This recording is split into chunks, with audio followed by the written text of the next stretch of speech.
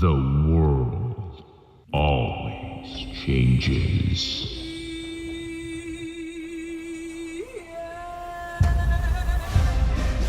But one thing is still the same.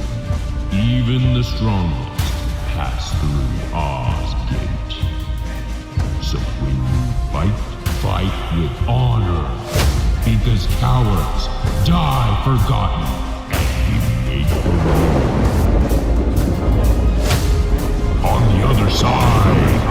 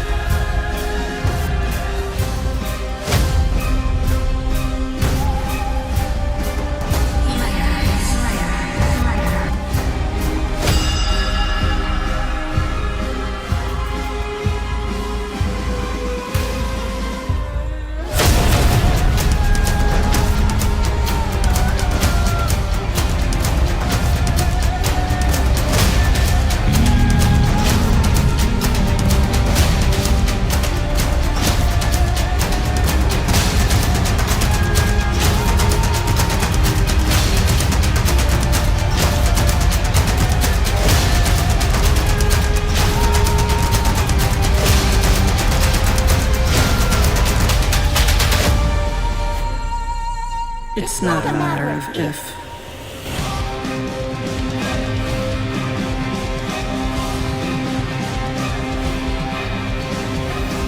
When will you pass through?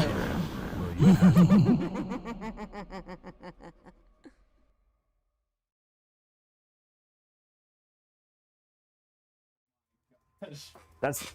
Hello! Yo! And welcome to Shadows of Archonia, our weekly something without number live stream campaign. My name is Steve Boshier. I'll be your game master for the evening.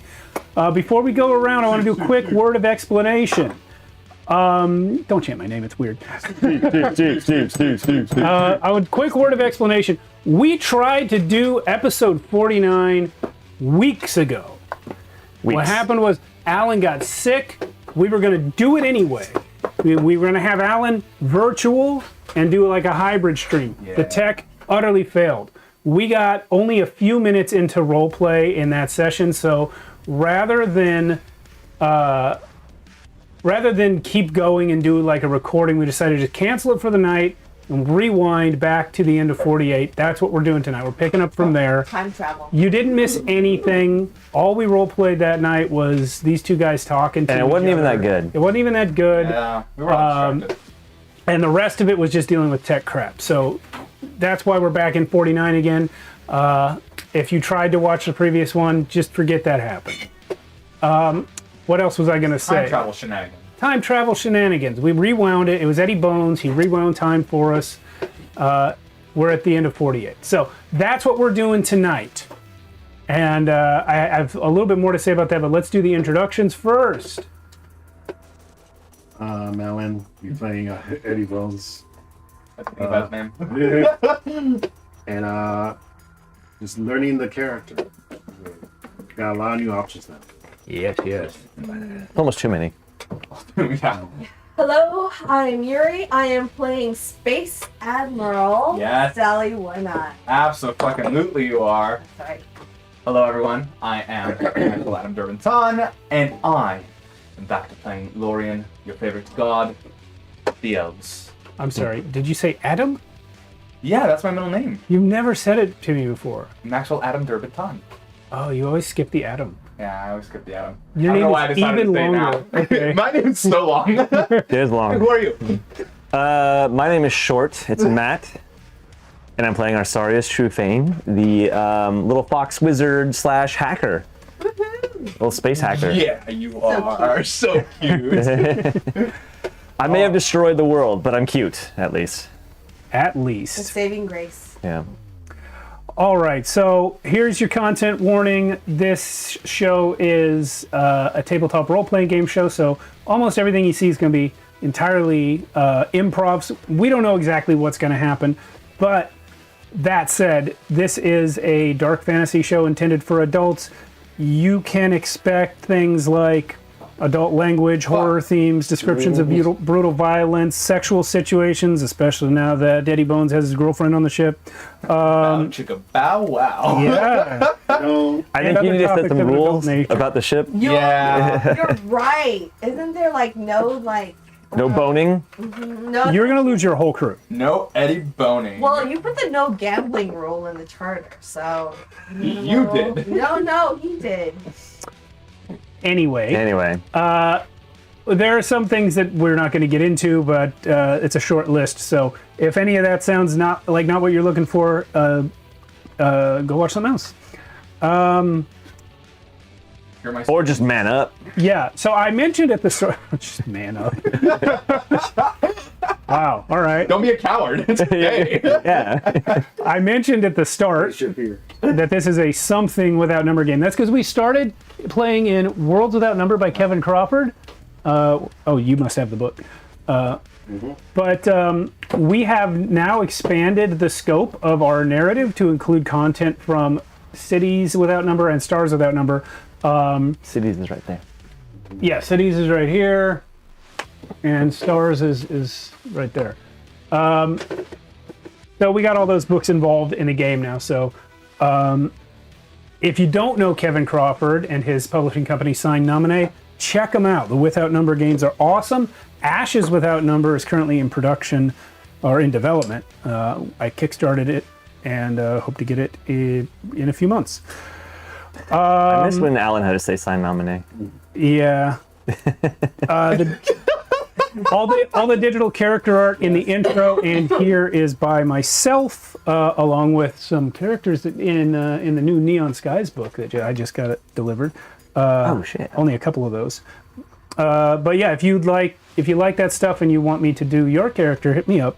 You can find me on Facebook, Instagram, and I'm not really on any other platforms anymore. But You get on Skype. ArtStation, I'm on Blue Sky, Blue but Sky. only as Shadows of Archonia. You can reach me that way, but it's not the.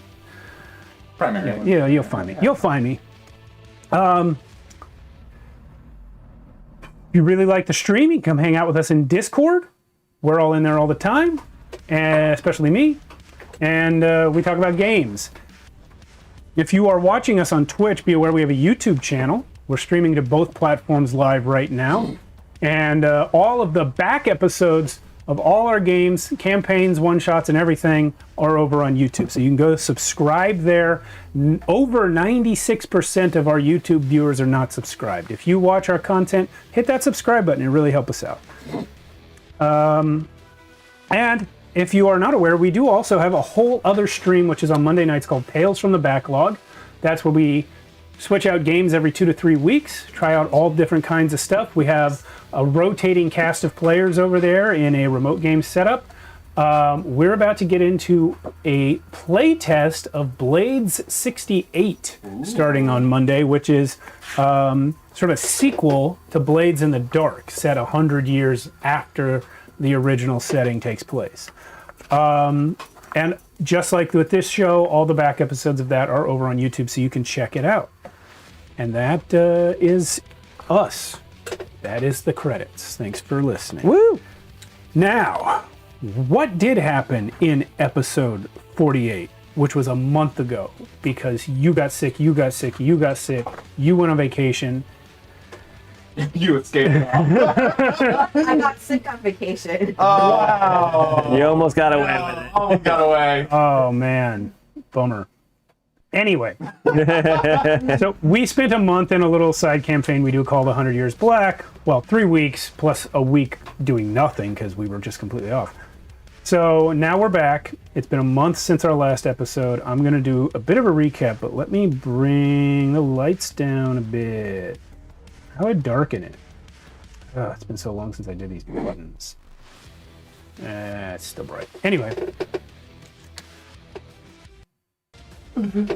When last we saw you guys, you'd all touched the enhancement orb. Except for Enenbeck, you didn't need to. Sorry. Asarius, Renly, and Anon are on the planet Nebulon with the bulk of the Archons, quarantined there by an unknown force that will not let any manned craft leave the planet. It was briefly mentioned that unmanned craft can go. No one knows who set up this quarantine or why. Asarius, upon touching the enhancement orb, regained all his memories of his entire 2 million year plus existence, and for the first time experienced true remorse for his past actions. He went and cast an illusion of himself to see what he looked like in his original body, and then had like an emotional breakdown and expressed a desire to at long last try to actually make things better. Anon / Lorien Yes. has been released from the Bind Stone and briefly discussed the possibility of using his elven deific powers to cure Eddie Bones' curse. There was mention made of how in olden times magical moonlight used to cause shapeshifters to return to their normal form, so maybe there's something there. Eddie and Sally have dropped off Corinthian Briar and Mock in Linnermere, where Corinthian intends to coordinate the multinational dragon resistance force and try to free Lowlight. Now, there was one thing that took place in the lost version of episode 49 that we're keeping, and that was the roll that I had Max do for Corinthian. You rolled a 12. It's written down in my little book. Yeah. We're going to do one of those every episode, except this one, because I don't want you to roll twice for the same episode. Gotcha. And that is going to determine how well Corinthian's doing at coordinating this resistance. Yeah. So if we ever get back to the planet, what you find will be determined by those rolls. Amazing. Amazing. Amazing. Faith in your rolling. The resistance. Hey, he's very charismatic. Yeah, I believe it was a connect roll. I had you do. Yes. Can he re-roll like diplomatic grace or something?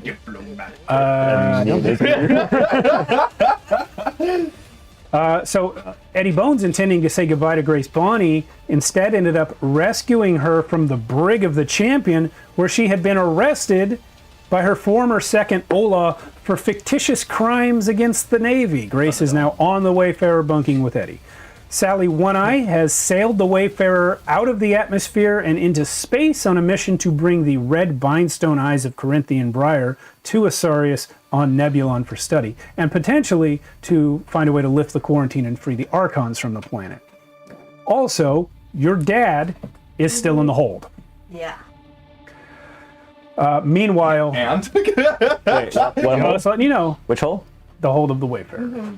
A hold. I heard hole. I was like, Oh, what oh. hole? Yeah. I was confused. I was like, I missed something.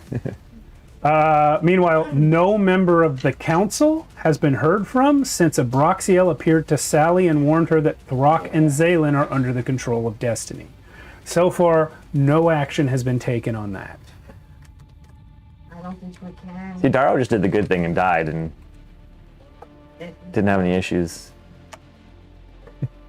you don't have any issues. Interesting point of view. Wonder how accurate that is. All right. So we'll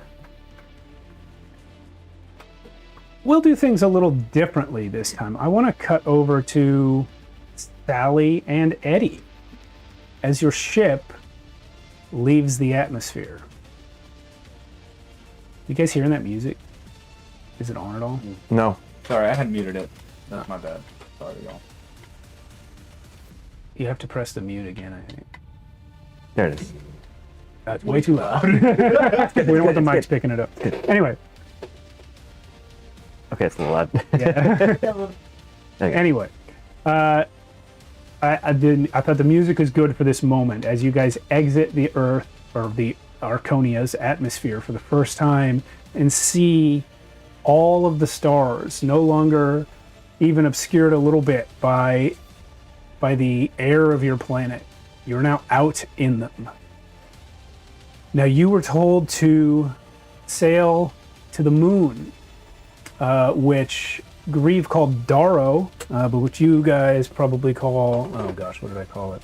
The consort or the granddaughter, known by both names.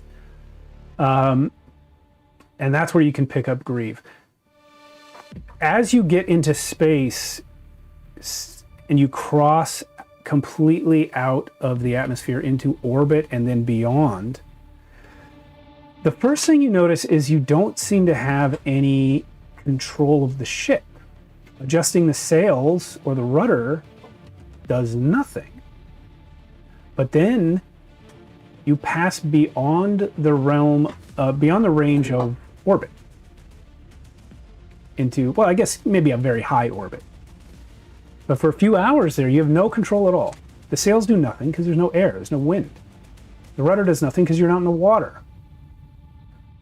And then all of a sudden, as you pass some invisible barrier, your sails change.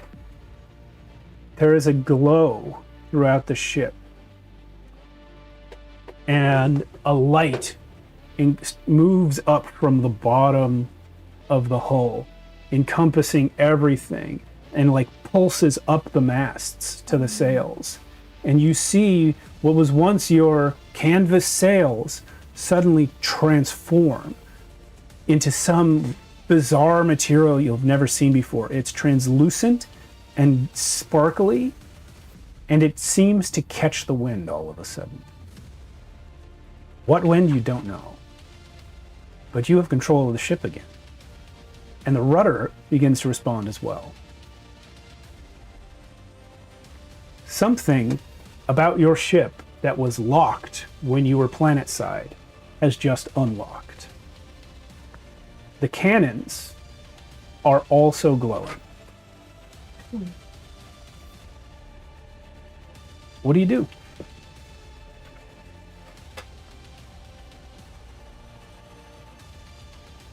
Let's fire the freaking canyon.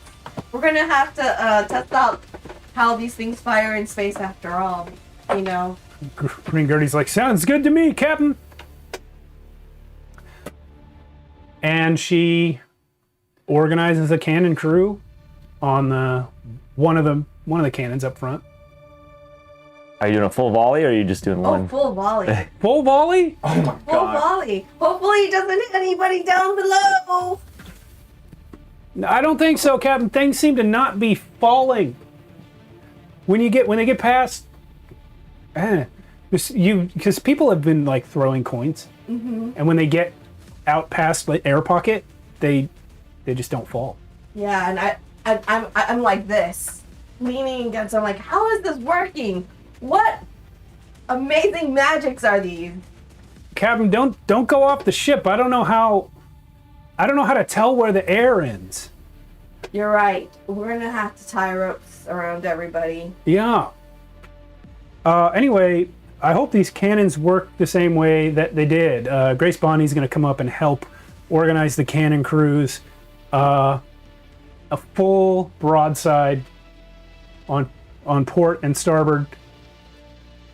And when a cannon fires now, it still sounds like a cannon. You still get that recoil.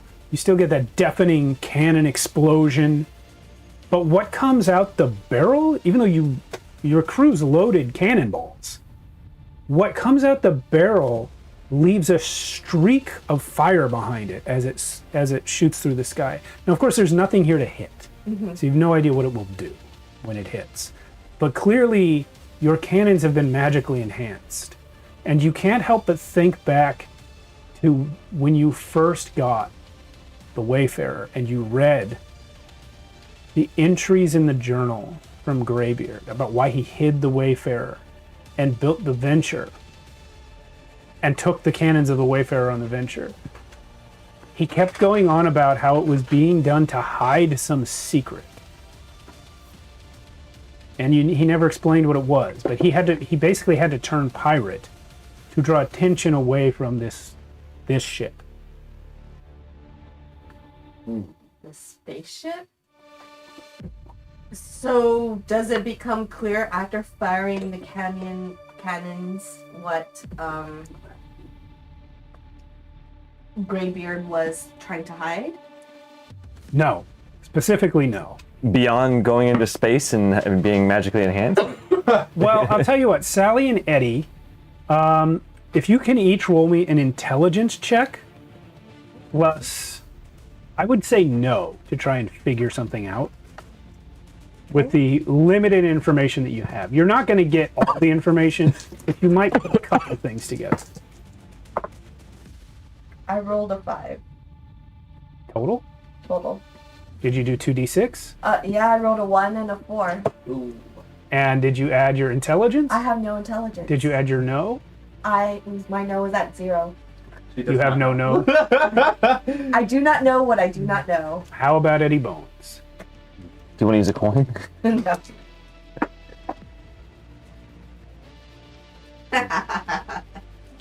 4, 5, 6, 7. 7? You guys don't get it. You don't We're get it. dumb as rock. Space rock. Yeah, all your intelligent people are on the planet. Wait, is this a magical thing? No. No, you're just trying to understand what Greybeard's secret was. You know it has something to do with the ship. Here's your coins, by the way. But you don't know what. I'm a teacher. I will say, Right up her alley. right? I will say, after playing 100 Years Black, it's nice to see stars again. It's nice to Imagine seeing have stars. lights on. You know, maybe someone could get that giant bag of beef jerky out of the sky. Oh, yeah. rations, everyone, rations. Space Well. Yeah, so this is you guys in space here.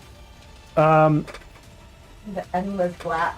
Should I assume that you are heading to the moon? Well, didn't we pick up Grieve? Because we came up with the plan Grieve is on the moon. to break quarantine. We gotta go pick up Grieve. You spoke to Grieve over the communication. Oh, right. And we thing. did sort of a telephone with. Yeah, and there was Sarius. there. Bones, are you on deck? That's no moon. Yes. God damn it! I was gonna say it. I was waiting for the moment. Fuck you. Well, Eddie, we are now on day 3 there. Because it's been a long time, you've probably forgotten, but you already rolled your check for day 3. You did it in advance.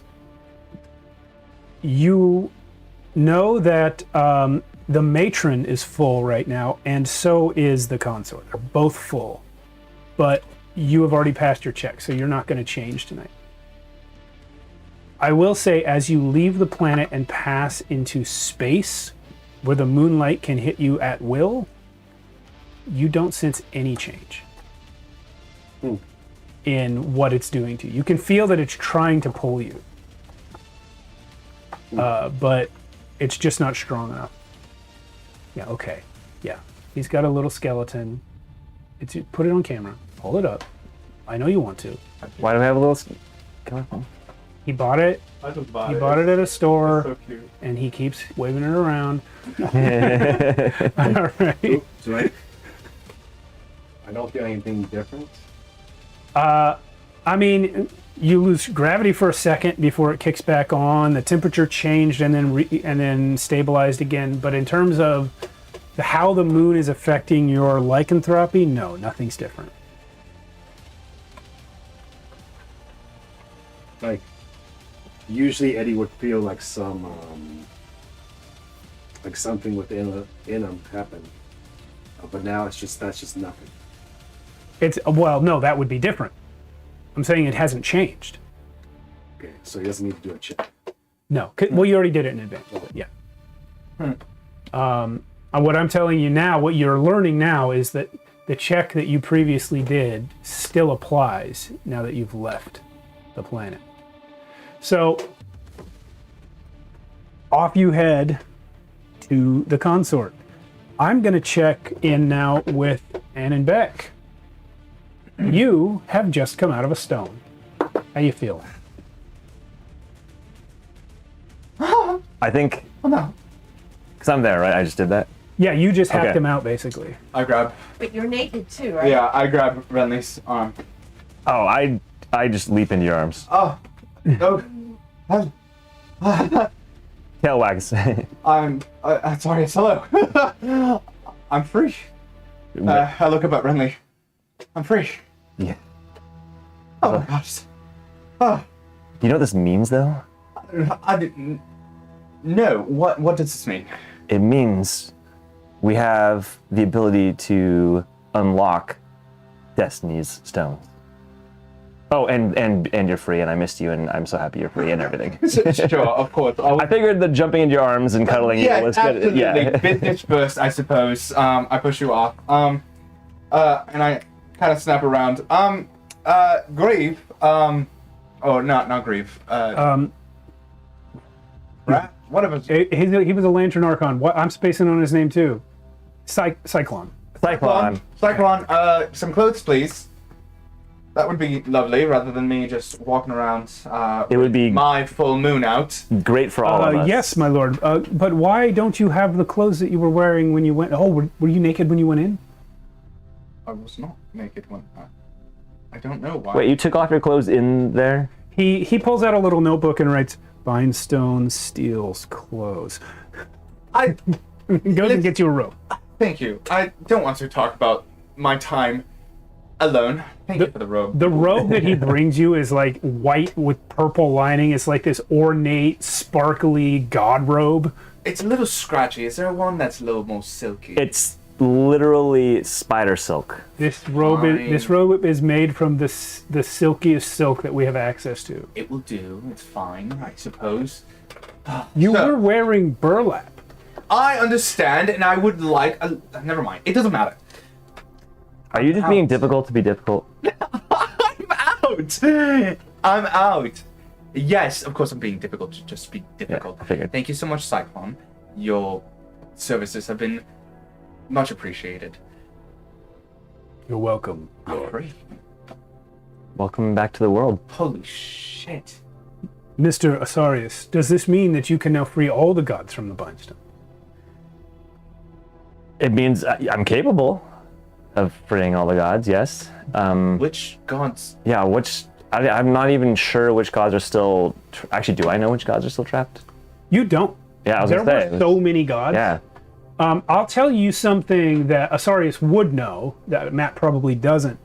The gods that you interacted with in Campaign 1 and Campaign 2 are only a few of the many gods that exist in the pantheon of Archonia. Yeah. And what I don't know, but Daro did, so player knowledge is they released a lot of the gods at the end of Campaign 1. They released a lot of them. However, you don't know how many have been recaptured, Yeah. or if the ones that were released at the end of Campaign 1 were all the ones that were captured at that time. True. You don't know either of those Yeah. things. Do the gods also have my particular situation where would I die or perish, one would come to life in another body? Yes. Which is why I developed the process of capturing them instead of killing them.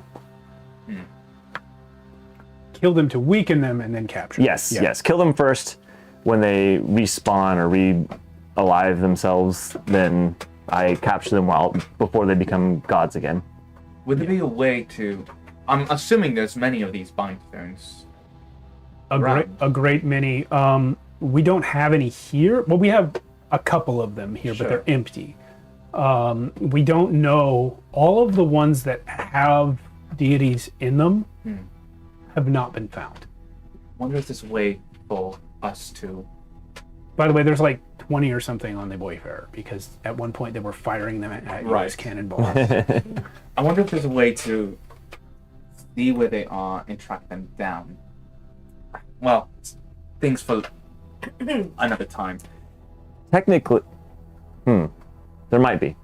Yeah, but we've got a lot. There's a list. Yes, we need to start putting in a hierarchy of needs here, what we have to do, because there's a massive list of things we need to get done. By the way, I want to say, with all the knowledge that you've helped me out with, I want to tell you that I was working on your project on the ship, figuring out a way to release Eddie from his wolf-isms. And? Thinking I'm very close. Oh. I just need... Should we go over the notes? Well, I need the notes in the ship. Oh, okay, well... From there, Yeah. we can go and do it. But since we're here, Yeah. what can I help you with? Well, we're making some weapons for everybody. Ooh, lovely. Because, you know, we might have some fights ahead of us. Sure. Oh yes, your friend asked for a sword with a light blade. Oh, you don't need to worry about that. Well, we started work on it. We've got a few versions. None of them are very good. Yeah, the closest we got was a light that keeps going.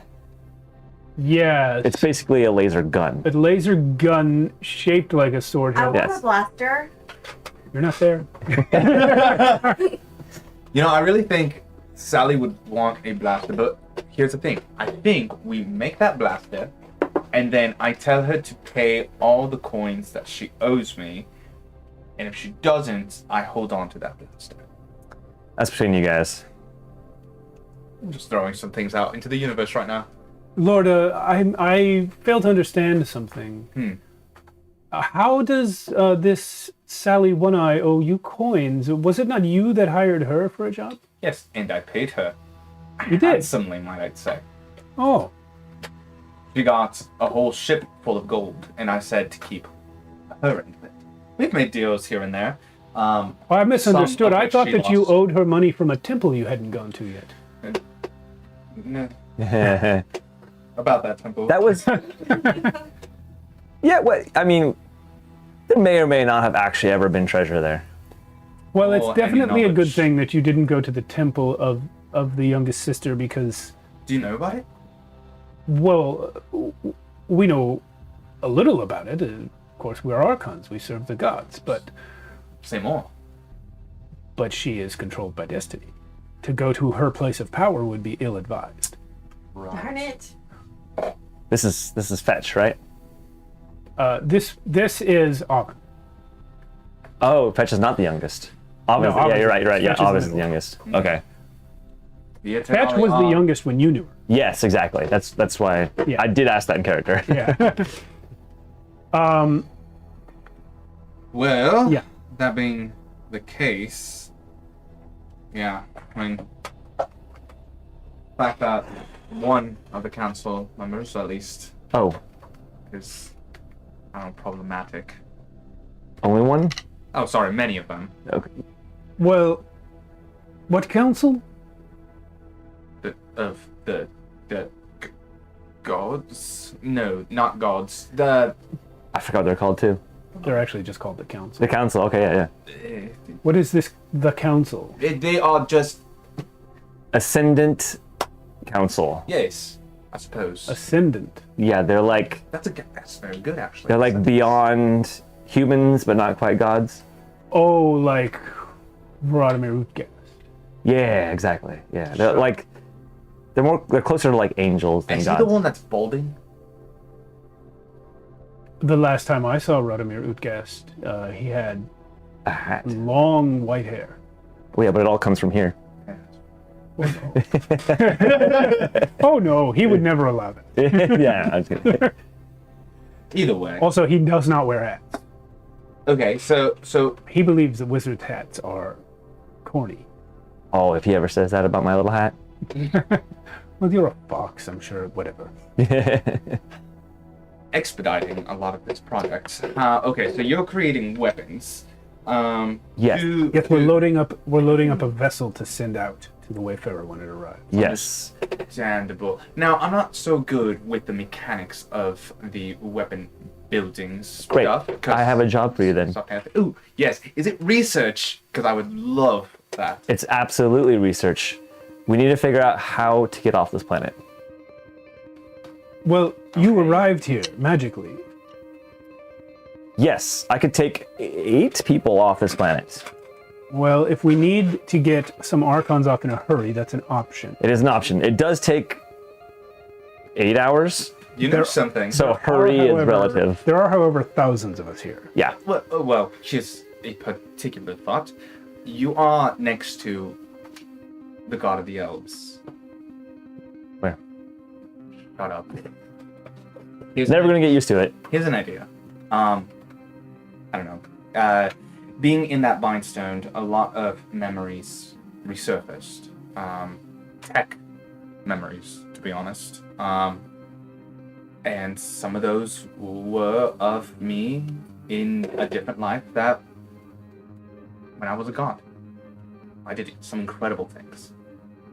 I think Elvish extends to many different aspects of life, and one of those might be connected to the moon. What if, I mean, if I could just, I don't know, I'm theorizing here. We're back on Eddie, right? No, not Eddie. Oh, okay. No. I'm saying in a way to get us out of here. What if Oh, I see.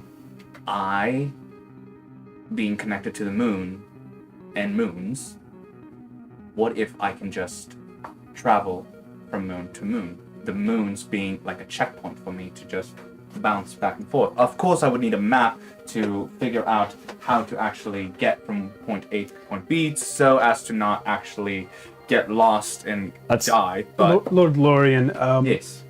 whatever power you can muster is most appreciated. However, I must remind you that you currently have no worshippers. The entire reason that you were murdered by this man, Fox thing, is because On the bridge, yes. is because it allows you to be reborn in a state where you have no power. But in your case, you remained gone for so long that the entire modern elven culture has evolved with no memory of you. As a result, Oops. no one is giving you power through their worship. No, of course, we Archons have begun worshiping you day and night, but this has proven minimally effective in the past. So there was a time when the goddess of the halflings was the last known goddess walking Archonia, and Grieve himself followed her around personally, praying to her under his breath at all times, and she never regained her power. So it requires mortals, and it requires lots of them. All this to say, while you may have more power than a mere mortal, your power does not yet approach that of a god in his godhood. This is a universe with many people all over the world. Yes. Worlds. Worlds, yes, the plurality of them, in which, in some of those worlds, there are inhabitants. Many. I don't know if I could tap into it or if I would get in trouble for doing this, but I feel like maybe it's pressing to do so. Has it ever been known for a god to borrow some power from worshippers Of another god? of the god?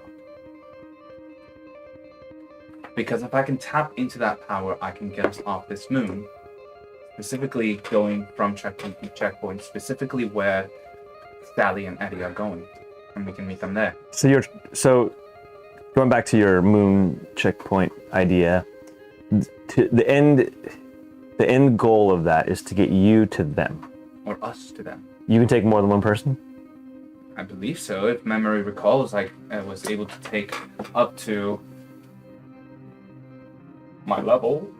What is the ability that you're I'm trying to do bearer of the name. You're trying to do a writ. Yeah, I'm Okay. trying to create a writ, which would be Moonside Traversal. I'm just making it up. There you go. Moonside Sure. Traversal. Crescent Gate. Yeah. I'm gonna read that and see if there are any limitations I would apply to it. I feel like it's probably just gonna work. The limitation is that it's once per game and can never be used again, which my justification for that is it was a memory of a power that I had in a previous life. So an important thing here is it says the power's effects don't last longer than a scene. Right. And so the scene would If it's an traversal. instantaneous effect like a teleportation, I guess that wouldn't. The other important thing is provided the GM thinks it appropriate. So, and it has to be a writ-like effect. So I'm just gonna, you guys continue. I'm just gonna read through some of the other writs and see if this is too powerful or not. Okay. Well, here's another justification. Go for it. If you want it. This will also touch into stars without number, being that it's Yeah. In space, yeah. Yeah, space Gotcha. traversal. Yeah, In space. And there are many other justifications as well. If you want to jump from here to one of the moons of Archonia, where you've spent your entire current lifetime and many other lifetimes preceding, that there's a big, strong connection there. Your best friends are there, so there's a big, strong connection there. I just want to make sure I'm not overpowering So, you. just be advised, Yeah. the way I escaped my stone is through a meditative teleportation, astral projection. It takes 8 hours, but I can take, I believe, 8 people with me. Yes, but no offense. You are a wizard where that's your limit. That's just your limitation. Like meditation and everything. Yeah, Died. but the cost is less. Am I sounding like an asshole? You're a little bit. Sorry. yeah. I'm sorry. Sorry. Just because I'm tiny doesn't mean you can talk down to me. No, I'm not talking down. Okay, that was uncalled for. You're right. Okay, but have you ever heard of the gods borrowing power from another god through their worshippers? And if so, have they gotten in trouble before? And if so, From who? from who? Maybe the council, the ascendants, as you called them? Believe it or not, I have not researched the hierarchy of gods enough to know who was like, if there even was a police god, that would sort of, keep all the other gods in check. You just wanted to kill them all?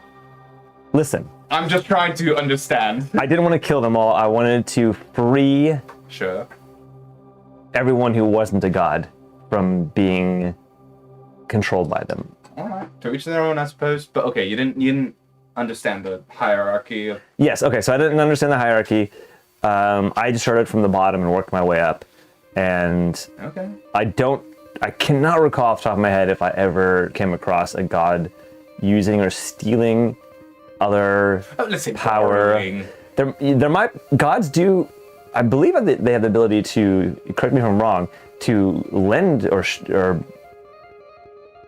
like give power to other gods, like more temporary There's probably no reason why they couldn't. yeah, I feel like You've never heard of it. I feel like Lorien reviving him was kind of like sacrificing himself to revive him. Yeah. I wasn't there for that though. Like Yeah. I'm just out of character thinking. Yeah, he gave. What happened? If you're talking about Raylan, Yes. yeah, that was Lorien basically giving his life force to Raylan Yeah. to bring him back to life. Which, of course, Raylan not a Which god. we don't know. Right. But to get, can a god transfer the divine power gained from their worshippers to another god? Probably temporarily. Yeah.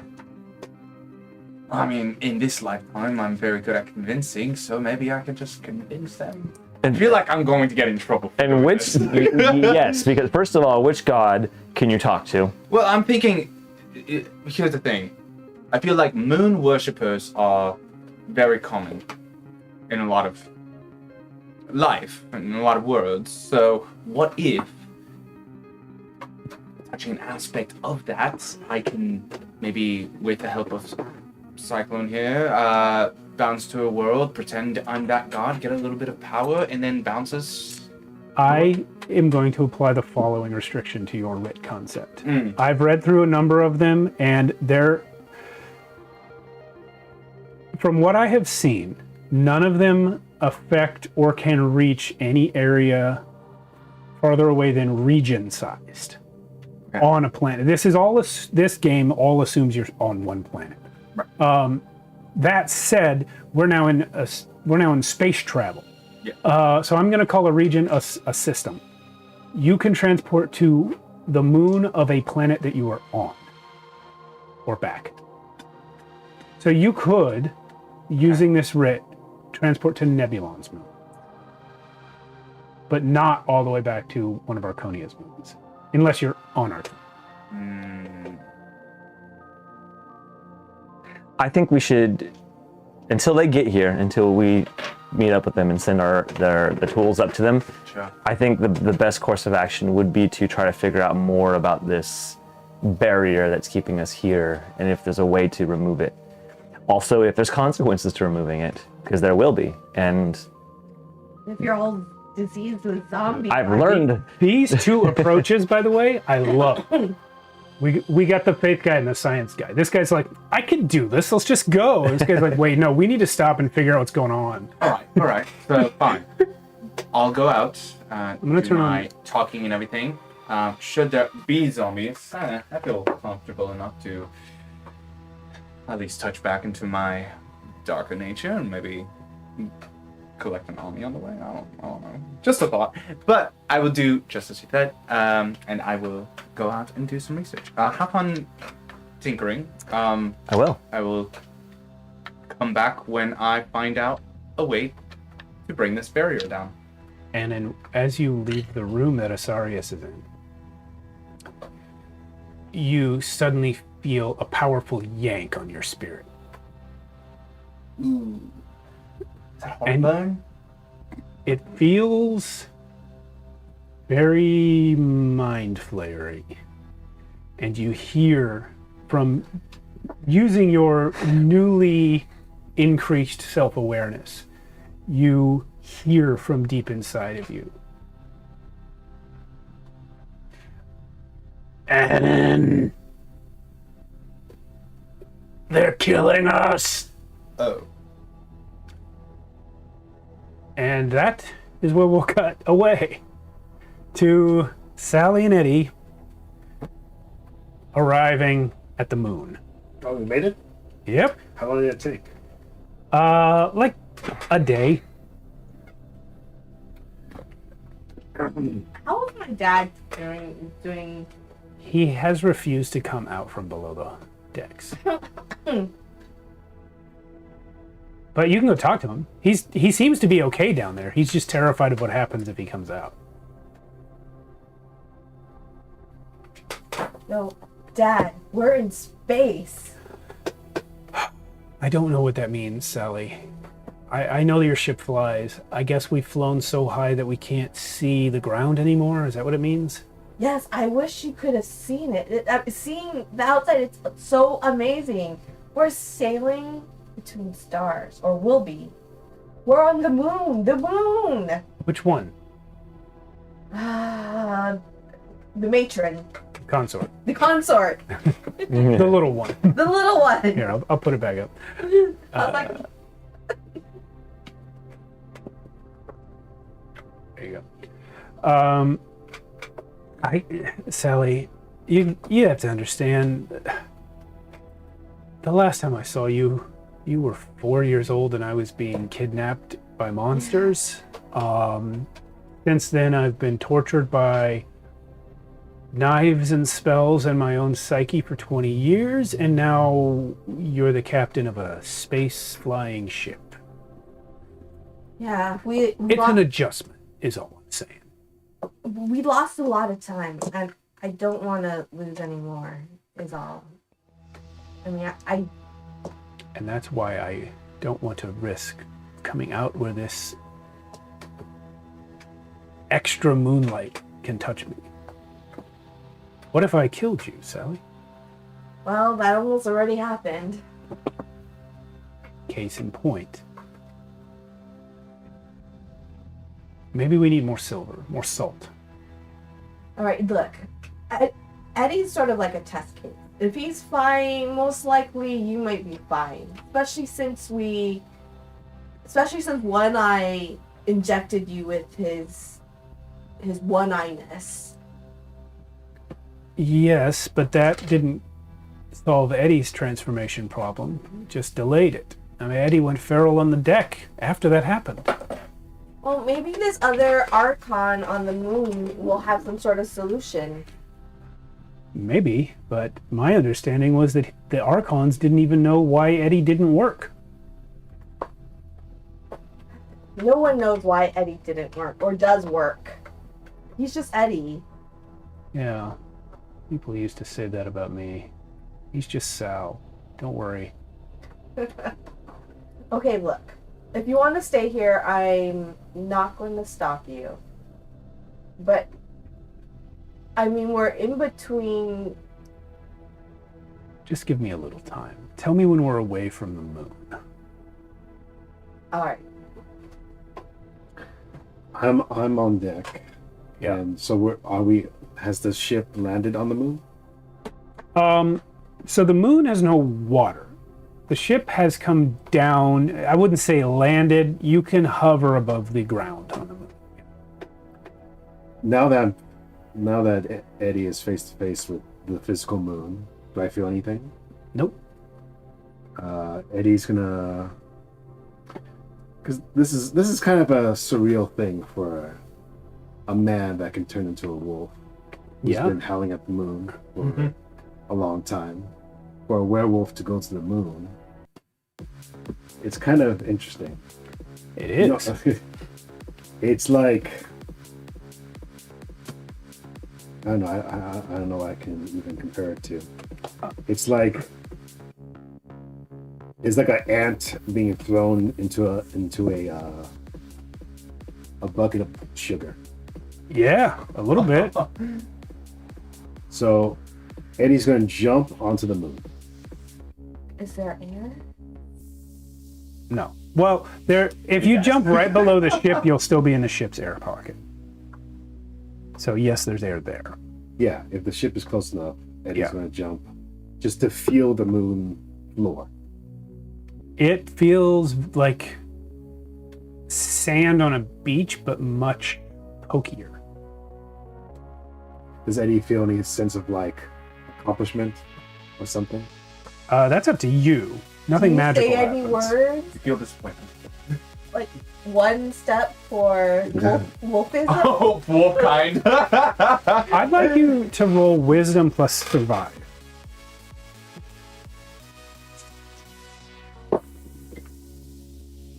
So that's 9 on the die. Let's survive. I will survive. 11. I may survive. So I think you know why this isn't affecting you, at least part of it. You know from your werewolf curse that on days or nights of a full moon, when you are inside, you have a chance of resisting, but if the moonlight touches you, you do not have a chance of resisting. So now you're here on the moon, on the bright side of the moon, for that matter. You're fully lit by moonlight. Why isn't it doing it? Because moonlight on the planet is fundamentally different than just being near the moon. The nature of moonlight as it passes through Archonia's atmosphere and becomes this sort of primal nature force that you connect with, that's just a different thing than being in space and standing on a moon. And I think you realize that moonlight in space is simply not the same in terms of this primal nature spirit as moonlight on the Earth or on Archonia. And that's why it's not affecting you.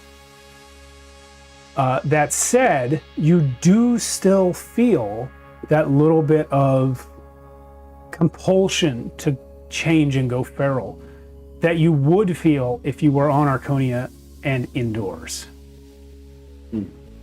So basically, by leaving the planet, you removed the touch of moonlight as an extra element to the curse.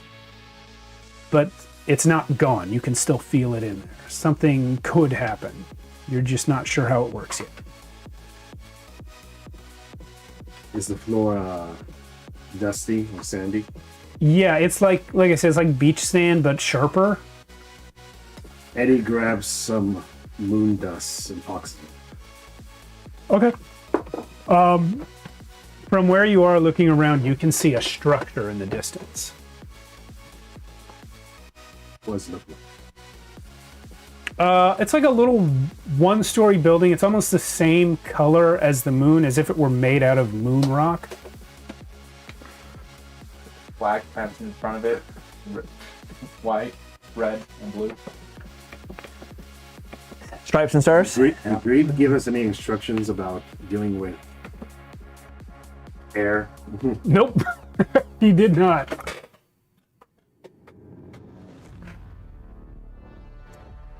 Maybe my particular writ might come in handy. Well, you're there. You're on the ship. You're above him. It's funny, I got a spell that would help you guys greatly. Just not there. I can make something up.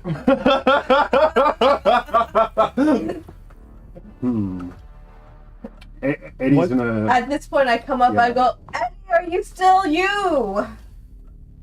And I say, yeah, still me. What's it like down there? Is it all gray? Well, I haven't gone past the bubble yet, so I'm not sure what's gonna happen. It's vaguely blue. Captain, I do see a structure in the distance, You can see it too.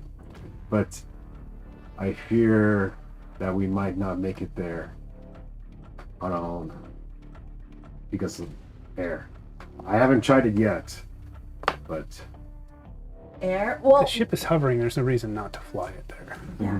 Well, why don't you just stick your head outside the bubble and... I will look into the future to see what happens.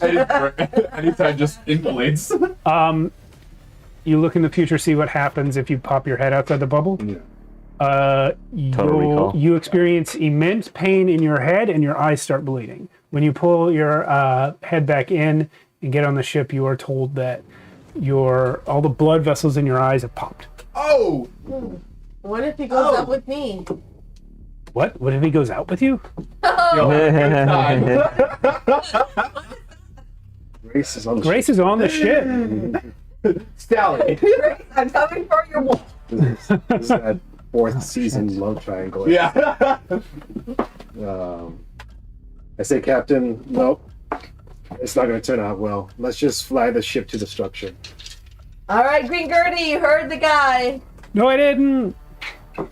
Move it towards that building over there. Yes, Captain.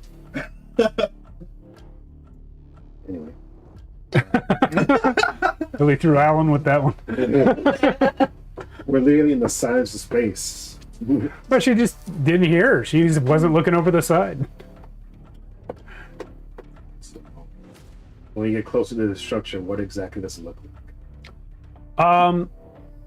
Nothing spectacular. It looks like a stone building with glass windows. The perhaps interesting thing about it to people like yourselves is you can't see any individual bricks. Sally and Eddie probably wouldn't know concrete, but it seems to be made out of one rock. Do we see any doors? Oh my God, I was gonna ask that. You see something that looks like it has the function of a door, but it's weird. It's made of metal and it's round. All right. Sally, let's try to park the ship as close to that door as possible. All right. Mm-hmm. How far does this bubble extend, by the way? Oh, Eddie would know this now from his vision.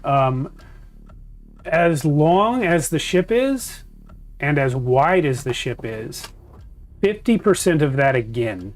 Okay. So like this? So yeah, off each side of the ship, 50% of that dimension. Okay. Yeah. So it's longer than it is wide, just like the ship is. So it's like an oval or a football. Like an egg, yeah. So we take the rudder and we steer it as close to the door within the bubble as we can, so that we're probably like here, if possible. Gonna be taking. Okay. Excuse me. Yeah, you can get to the door. As soon as you put the bubble of air around the door opens. Oh, yeah?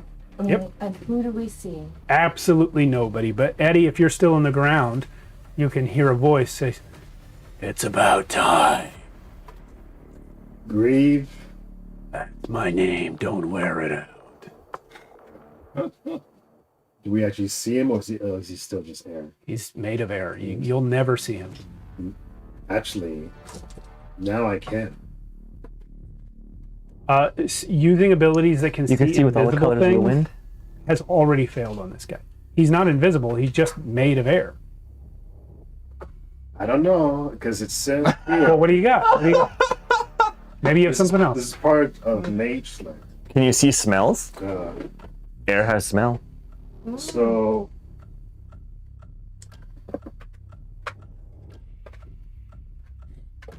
This is part of that spell, I don't know. arcane form spell. Apprehending the arcane form. Oh. Yeah. And it basically says I can see anything that's remotely related to magic. Yeah, I know it. He uses it all the time. Yeah. Or even closely in the vicinity of that.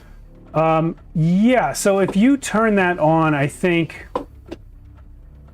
you might see like a little hazy glow in his area. You'd probably, if you still had Healer's Eye, that would probably pick him up better because he is a life form.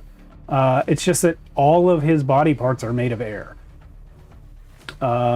So I think you probably see like a faint glow that is magical, but I mean, he's not doing magic. This is just what his body's made of. All right. Okay. We're here, so you want to just hop on the ship, or do you got something for us here? There's something I must grab.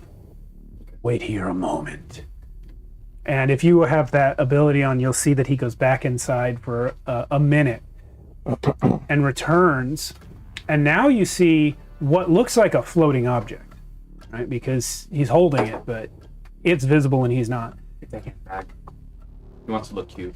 It is a hexagon made of shining like chrome steel. Okay. Roll me a notice plus intelligence. Is this a magical item? No. Maybe a little. Because if it's magical, I have advantage on saves. Well, it's not a save. It's just a check. I mean, sorry, checks or saves. It's go ahead. advantage on anything that's magical. We're gonna say no for now because right now it's just a metal thing. Man, Ooh. no, I probably don't get it. Don't sweat it. It's not crucial. I just wanted to give you a chance to figure out what it is before he tells you. But he says this is important. This is why you had to come here. It would not take the portal well. Let us arise. And you see the glow go up. He's flying up towards the ship. What, if it's advantage, don't you roll again? I didn't grant him advantage. No. Because for now it is just a metal object. It does have a magical property, but it's not activated. He'll get up there. And Sally, I'm going to say with your greater familiarity with the ship, you don't need to roll. The size and shape of this metal hexagon that floats over the side of your railing matches an indentation on the helm, on the ship's wheel. Oh. That you have thought was just you thought it was just a decorative element, and it's just a carving in the wood, like right in the center of the wheel. But this thing looks like you could put it in there. Is it close to me that I can grab it? Yes. So I'm like, oh, is this for us? And I grab it, look at it. You try to grab it and you can't get it to move. And you hear, I'm holding that. Oh, I'm sorry. Did I accidentally step on your foot or anything? Happens all the time. And then you see the metal thing float over towards your helm. Captain, it is time to activate your vessel. It's not activated? Not fully. What will this do? He puts it in. That pulsing glow that happened before when the sails transformed into basically light sails, it happens again, but this time brighter. And around the helm, you see the paneling on the deck lift up and fold over as all these new countertop surfaces are revealed. And Yeah, it's transforming, and you didn't even see hinges. You didn't even see separations in the boards, but they're coming up, and then like almost like Iron Man with the nanite suit, where it like grows out of nothing. All of these consoles start to appear around the helm of the Wayfarer, and you still have like a sailing ship, but now there are like digital displays around, and they show things like sensor readings and shield strength. Your ship has apparently force fields around it, which you can now read and control from here. No way. Is it in a language? Wait, I can't read. He says, "Don't worry, Captain. I can read." Is it in common? Well, I'll tell you what. That's a great question. Gertie looks at it and says, "Okay, I can't read this." Oh, But Grieve, you can see Grieve punches a few buttons on the display, and the language changes to common. who the fuck is Translate. Greybeard? Who the fuck was Greybeard to? Funny you should ask. He's urban. No, Funny you should ask. The next thing that happens. Was he a girl?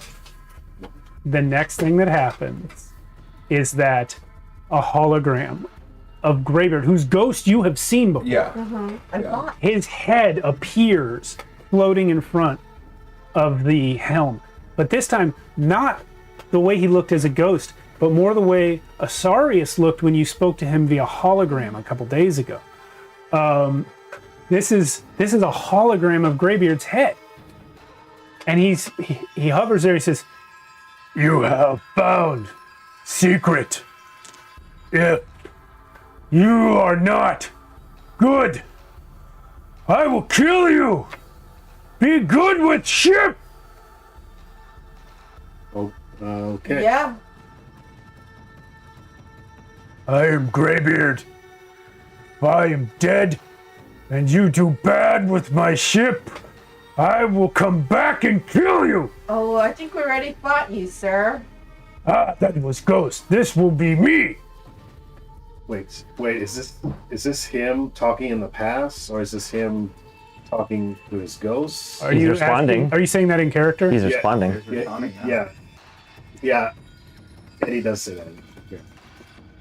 Grieve is going to say, "A duplicate of his consciousness was copied into the computer. It is sort of a digital ghost." Wait, is Digital he ghost. running my ship?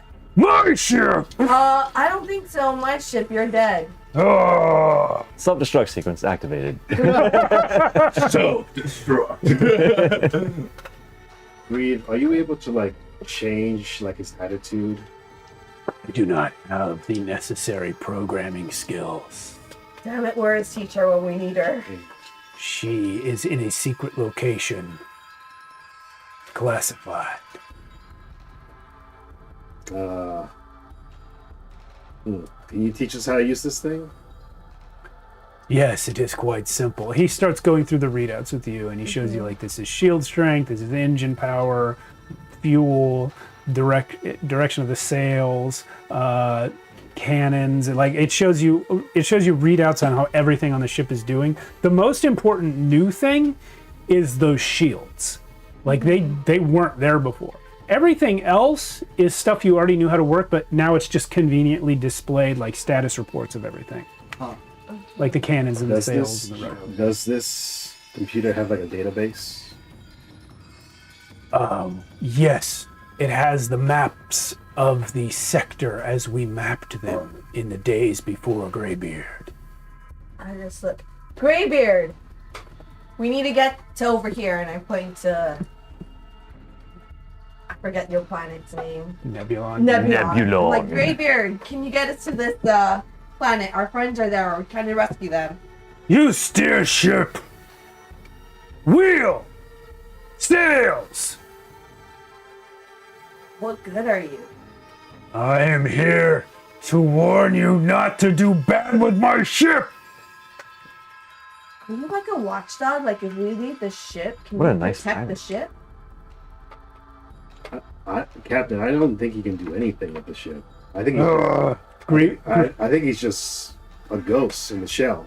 Sally, you hear a whisper in your ear as though Grieve is like right here, and he goes, "The truth is, he wouldn't give up the ship unless we put his consciousness in the computer. It can't really do much. Oh, but bark at people. Yeah, he just really wanted to keep an eye on things." I'm trying to wrap my head around this. He gave up his ship. The ship was lost. The ship ended up with the fucking orcs. Without the sword, without The cannons. the cannons, Daro's head. Daro's head? Without 6 of the cannons, Daro's skull. Skull, yeah. And then this item as well. What the fuck is this ship? It's more complex. Grieve can answer that question. Unfortunately, nobody who's present has asked it. Does this ship have a captain's Be log? smarter! The log that you found was handwritten by Greybeard, written in leather. If you're asking if there's something in the computer with a captain's log, there really isn't.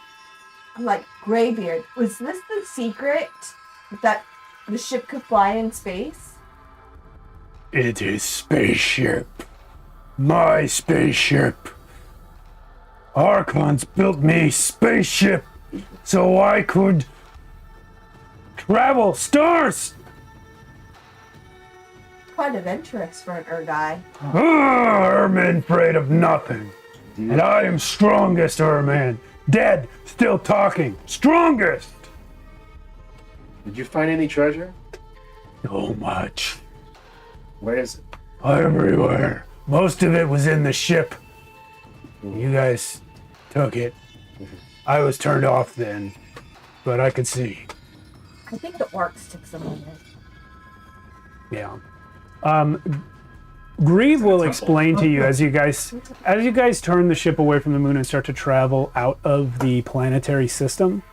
Grieve will explain to you that these computers were deactivated when the ship was sent down to Archonia, because as you saw on the map last time we played, Archonia is a shackled world. The Archons believe that this shackle was imposed by destiny. They're not sure, but they believe it was.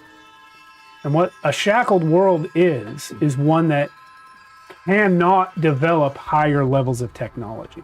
The level of technology you guys are at with the basically gunpowder weapons, that's the highest Archonia has gotten in hundreds of years. They had flintlock pistols 500 years ago, and nothing has gone further than that. Even these, when you think about it with Grieve talking, these rockets you had the gnomes building, like they're barely working. And they should be working better. And Grieve will tell you that flat out. Like those things would work better on a regular planet. But they're just they're like borderline too high tech. So in order for the Wayfarer to land on Archonia and then take off again, they had to make it extremely magical and able to fully hide all of its technology. They did the same thing with Teacher, basically. They had her magically disguised as a person. I guess that makes sense, because why would Destiny want us to develop technology that could defeat him, potentially, right? That was why we assume it was him. But how would he have the power to do it the whole planet? Destiny has powers we do not fully understand. He has altered the way magical power works throughout the multiverse. He can alter things far beyond a single planet. Even though he seems to be confined to the planet himself, he has changed the fundamental nature of reality at least once. We can tell you our theory about how he did that. What, did he use the gods as some sort of power stone? Perhaps. Canis was the name of the god of magic.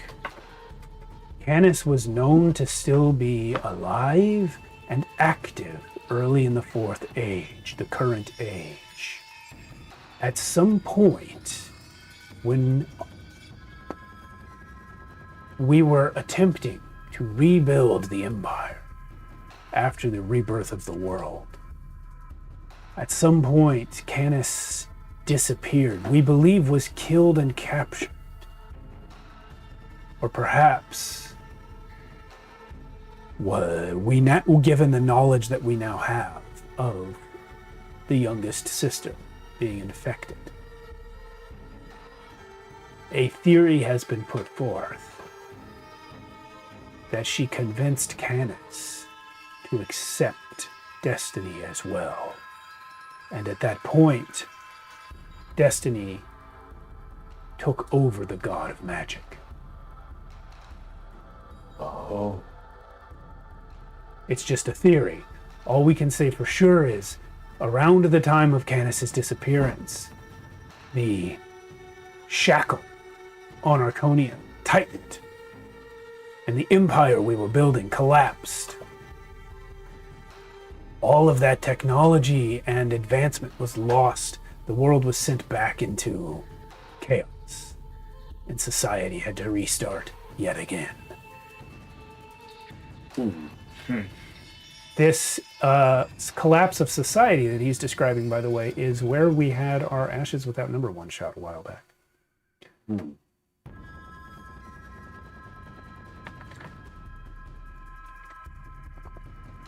So this god of magic was taken over by destiny. We suspect. There are other possibilities. Canis may have simply left the multiverse, as some gods have done, chosen to recede and gone elsewhere. Or he may have simply become a recluse. But the fact that we Archons cannot find him it makes it doubtful. He may also have been killed and captured, put in a stone. And I'm like, well, we got a bunch of stones in the below deck. Yes, those are empty. They wouldn't have fired them at you. They were trying to capture Lorien by firing those at you. Oh, yeah, what a waste of time. He ended up just locking himself in. Yes, the stone that captured him was the one that was already in his arms. Well, now that we have these systems going, how long will it take us to get to that planet? A spike drill. Here, I'm going to put up the map. I think it was like 16 days. That was like 20. I'm going to double check myself. I think I remember the number, but I'm just going to double check it real quick. Starships, space travel.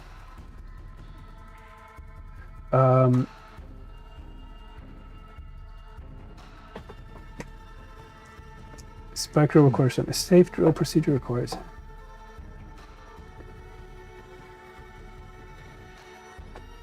I'm gonna put this up. All right, so that is Archonia to Nebulon there. So you have a spike drive, a level 1 spike drive. Moving to an adjacent hex takes 6 days. So you've got to cross 1, 2, 3 hexes to get to Nebulon, so it's 18 days there. Yeah. Almost 20. Yeah. More powerful drives can go faster, but with your ship, it takes 18 days to get there. And that is, by the way, I think I got sidetracked from saying it, but that is what Grieve needs to help you with, is initiating a spike drill. It's another capability of this ship that you would have no idea how to do. I'm like, Oh, okay. well, Grieve, I guess you're going to have to teach us how to use this ship to its full capacity. That is my function at this time. Where is this drill? I've been all over the ship and I've never seen it. A spike drill is not an object, it is an event. The entire ship is inlaid with nanotechnology that allows it to drill into space-time itself and travel sort of underneath of space. You can kind of see these hand motions he's doing a little bit because of your magical thingy, but you can't at all. And he's trying very hard to explain basically the concept of like warp speed to you guys, but he says it's hard to explain to someone from a tech level 2 planet. But it is akin to entering another plane of existence where you can travel across distances faster and then come back. If we were not doing a spike drill, to travel the distance between Archonia and Nebulon would take many generations of lifetimes. That is how far the distance is. To do such a journey in 18 days is not possible without an interdimensional step of some sort. That is what the spike drill does. You will see as we activate it, it will take a half an hour or so for it to come online. You will see an opening appear in space just ahead of the bowsprit on the ship. It may help you to think of the bowsprit as the drill. Okay. Should we prepare anything else before we go to this planet, or? As you ask that question, all of a sudden, a harpoon-like object strikes the mainmast. With the shields? Your shields were not currently up. This thing strikes the mainmast and embeds in it, and then a voice comes out of it. Get off my lawn. It says, "This is Captain Drek Handy." And you hear Grieve go, "Space train." And he says, "By the authority of me, I order you to stop, lower your weapons, and hand over all the booty." That's where we're going to take our break. Dirty. All right, everyone, we'll be back in 10 minutes. The Thanks so pirates much. Space Pirate! Woo! Yo, yo. You lousy teacher. I hurt my finger. All right. We're just over here hating on teachers for some reason. What are we doing? I'm not good. No. Oh, we're doing space combat. Oh, yeah, space combat. Ships. Here Shit. is the Wayfarer in space. There shouldn't be a random die next to it. Warfare. That was the moon building. The moon building. I press an angle because it looks cooler. Moon building, got it. Yeah, so Drek Handy, the space dragon, has just essentially fired a speaker into your air pocket so he could talk to you. Does it have a mic as well? Actually, yeah, if you want to try and answer him. Green Gertie, should I get a pistol? No speaker English. Right? How do we understand each other? I'm like, listen, shithead. I don't have time for this. We're trying to save the world. Does this look like a world to you? We're in space, honey. I make signs to get the cannons ready to my crew members. Do we have visual of where he is? Yeah, now that you saw which direction this thing came from, you see him. Where'd I put him? And what you see is something you wouldn't have recognized as a ship if it wasn't this happening right now. It is a metal-like object, completely enclosed. It doesn't look anything like a boat. It's essentially a spaceship, but you've never seen one. Green Gertie, And should then- I get my gun? What is happening now? And I What the hell whisper are to you? Grieve, like, Grieve, who is this bozo? He's one of the crew, I guess. Okay, so let's look at ship combat rules. For now, we're gonna use Worlds Without Number ship combat. It is essentially I the say we same just ram them. as Stars Without Number. Yeah. Oh, I forgot. It's in the other book. Hold on a second. There are crew positions you each need to fill. Obviously, Sally will be the captain. What? What? Admirals are not always captains. They're just.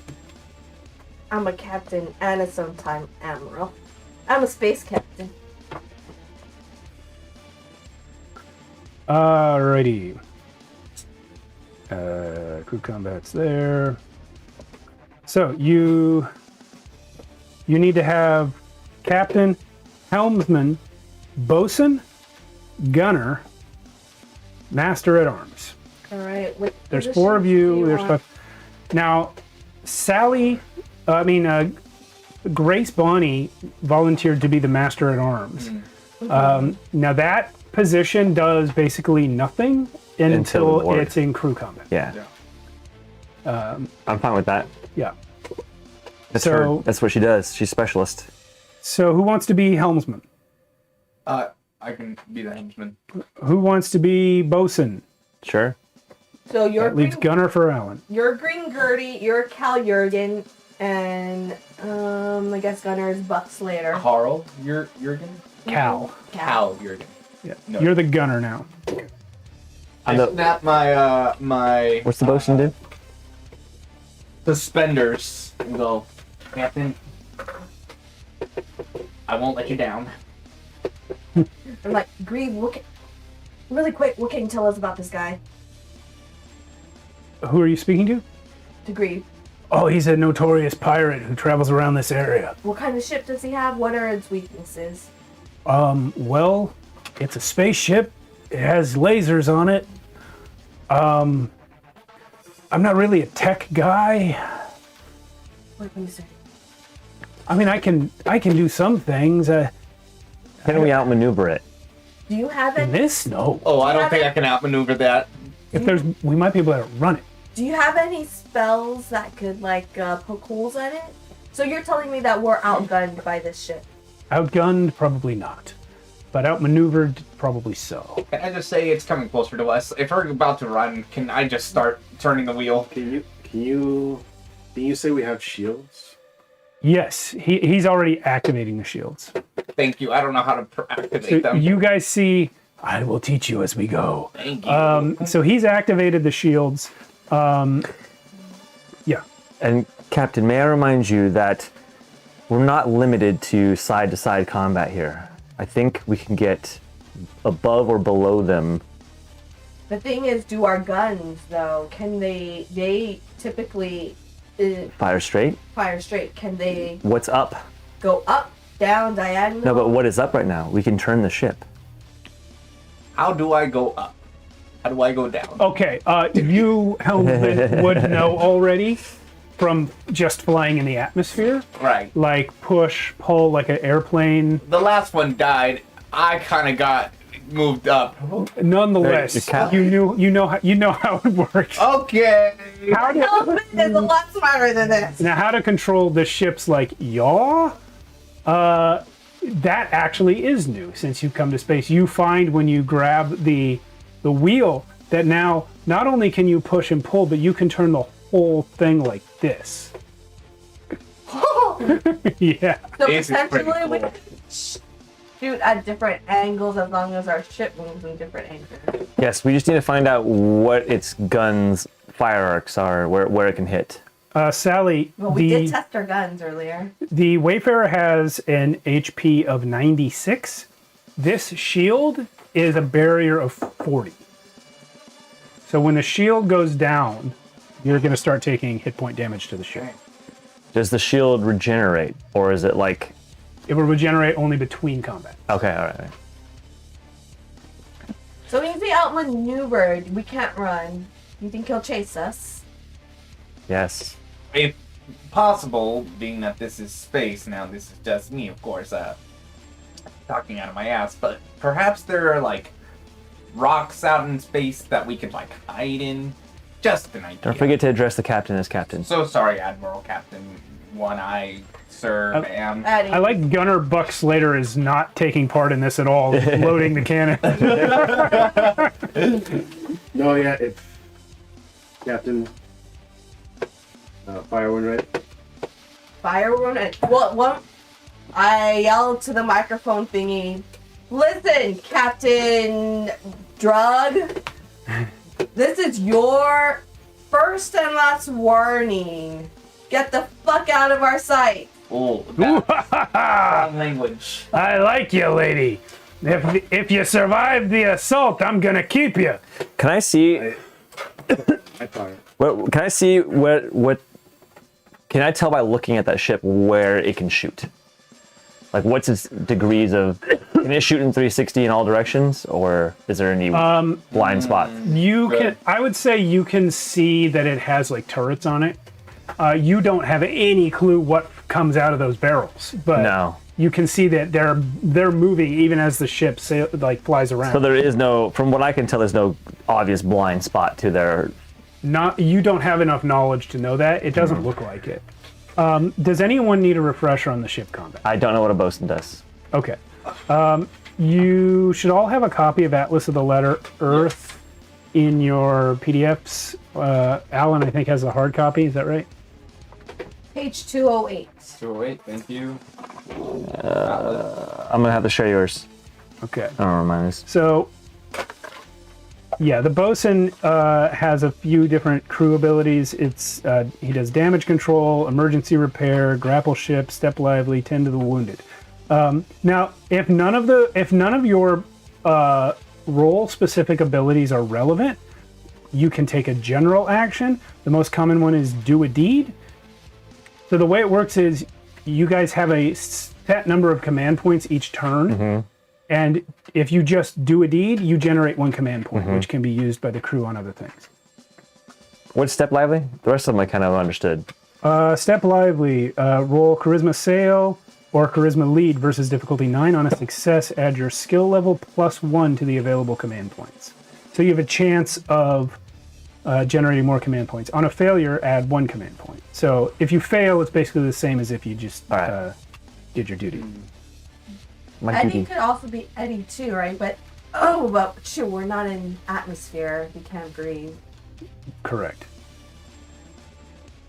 We can't do his shenanigans. So I'm giving you guys your turn first. Yeah, we really need to see the capabilities of this ship, Captain. I bolster the crew and I give it my 2 command points to the gunner. Okay. I'm gonna do step lively. Is that so? That's well. I don't have skill points. I don't know what I'm rolling. I don't have Gertie's stats. Just use yours. Okay. Just use Asarius's. And I'm rolling. Which stat? No, you know what? Just do +1. Yeah, Okay. +1 for the skill. And it's just straight charisma. Charisma sail. Oh, sail. All right, so I'm just gonna do straight +1. Yeah. Okay. 2d6 +1. It's 11 on the dice, so 12. Nice. Okay, so that's a success. So your skill, since I gave you a +1, that means the skill level is 1. So 2 points added to the command points. Captain Sally generated 2 points already. That's 4 points. Are we giving them all to the gunner, or do we want some for the helmsman? We're going to give 3 to the gunner at least. Okay. And helmsman can do confound the guns, cross the T, ramming speed, or set course. What do you think? So give the last one to the helmsman, just to. All of those skills cost more than 1 command point to do. Okay, cost. Do we have 4 total right now? Well, Gertie can throw in some. That's right. Or Grace, actually. The master of Oh, yes, I was going to Grace, say that's what I meant. Grace is Sorry. doing her So we duty. actually She's have generating 5. 1. Yeah. So to do helmsman, you get 2. I'm sorry, what was that? Oh, helmsman. 3 to gunner, 2 to helmsman. Okay. Because we have 5 right now, right? 2. 2 arms. And now the General quarters. PTs can also generate command points, I believe. So basically, since Eddie Bones is not filling any of these roles, but he is a PC, he can just do his duty and generate a command point that So way. then we have 6 command points. Yeah. 6 command points. All right, so let's helmsman do. Okay. What's our range right now? Yeah. Oh gosh, I gotta look up what So the I range need is at for. least 2 to do anything. Sighted, I think. Sighted range. We're inside of I range. think confounding the guns would be good to at least, if they do shoot at us, to have a chance to at least avoid some of the hits. Okay, That's I think my so. two. Eddie. That's my 2 takes as Hellsman. Of course. Okay, so Eddie has Captain. 3 command points to use. You have 2. Admiral. Yes. Admiral. Okay. Captain's fine until we capture this other ship. I think you mean Buck Slater. Buck Slater, the gunner. Oh, Buck Slater, the gunner. Yeah. Of course, unless you want to cross the T, in which case we can potentially have more of a chance to hit, being that the gunner is ready to blast. This character you're doing is contrasting the action movie music so hard. Blast the Does cross the T matter in space battles? Maybe. Yep. Yeah. Yeah, it's +4 to hit. Be advised, Captain, we Yeah. are in sighted range right now. I don't know what that means for the guns exactly. It means you have to move closer. We do have to move closer. Oh no. Okay. It means you have to Well, move 1 range band closer. In fact, I'll put something on the table to mark the range bands. Here, this will work. All right. Well, all that to say, if you would like to move closer, Give me we the can move pencils. a little closer. Of course, it's just That one depending right on whether you want to avoid being hit, or if I'm you just want going to to use hit them well. for range bands. Or we need can just one more. avoid all of it by running away. These will be the range bands. Run away? Our first space battle? I'm just, I have a wife at home. I'm just saying. Captain, I'm ready to fire. So it goes sighted, far, near, and abreast. In that case, Sighted, Just far, get me near, closer. and abreast. I'm gonna get you closer, spending 2 of the points to cross the T, giving you a +4 to hit, and say, please help us. Do we get right here? We're trying to get to the moon, that building in the moon, right? Are we done here at the moon? Yeah, you're leaving the moon. You Oh, we're leaving the you moon. guys were about to leave the system. So then, yeah, we could run. There's no reason to fight. If you want to cross the T, helmsman, you have to make a check. I'll give you just As 2. opposed int. Yeah, I 2d. guess. Just do 2d6 plus 1 will be the final math on it. All the random crew members just get +1. Ooh. 6. So that's a fail. Yeah. It's against the enemy ship. They need to roll again. Oh, you're right. Yeah. It's not against 9. It's against the enemy ship. Yeah. I'll have the enemy roll it. You rolled 6, you said? Yeah. Oh, you know what? 4. Beat is 5. Nice. Oh yeah. Okay. So that succeeds. So you get a +4 to hit for the rest of the round. Is there a difference between firing all guns and just firing ready gun?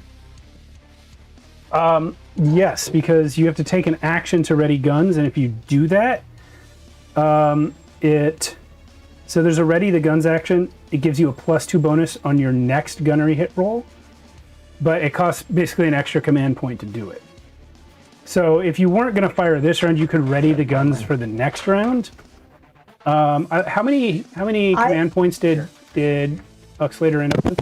3, and then if he does choose to fire all guns, we get a +4 bonus to hit that ship for the rest of the round. Yeah. Yeah. So, but when I fire all guns, what exactly does that do? You fire all your guns at once at 1 or more targets within range. All right. All right. Fire all guns. Okay. +4.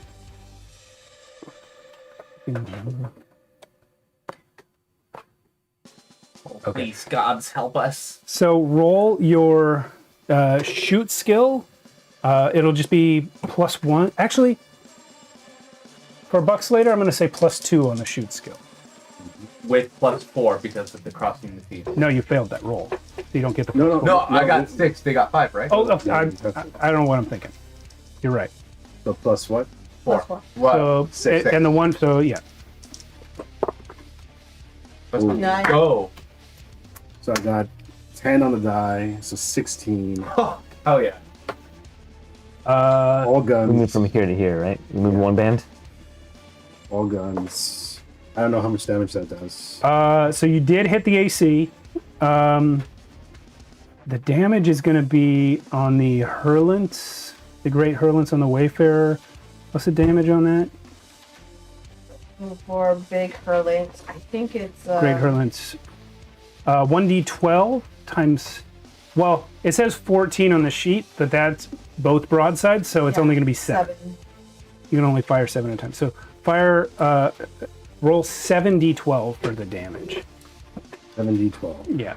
Here's 112. And now that you have fired on a ship instead of just firing into space, you see that this magical effect that took over your cannons, what it does Another one. is it just makes these, what were regular ass cannons, capable of hurting a spaceship. That's all it does. For future reference, if we wanted to move closer, we need to set course. Yeah. Oh, did you not do that? We did not do that. Oh, my bad. Just for future reference. How many you said again? 7. D12. Okay, so 1, 2, Yeah. 3, 4. Oh, yeah, set course is expensive. Set course is expensive. So we technically could not have done that move. Okay, we're just So going to say 8? you did it anyway. Yeah. What's that? 8. 7. 7.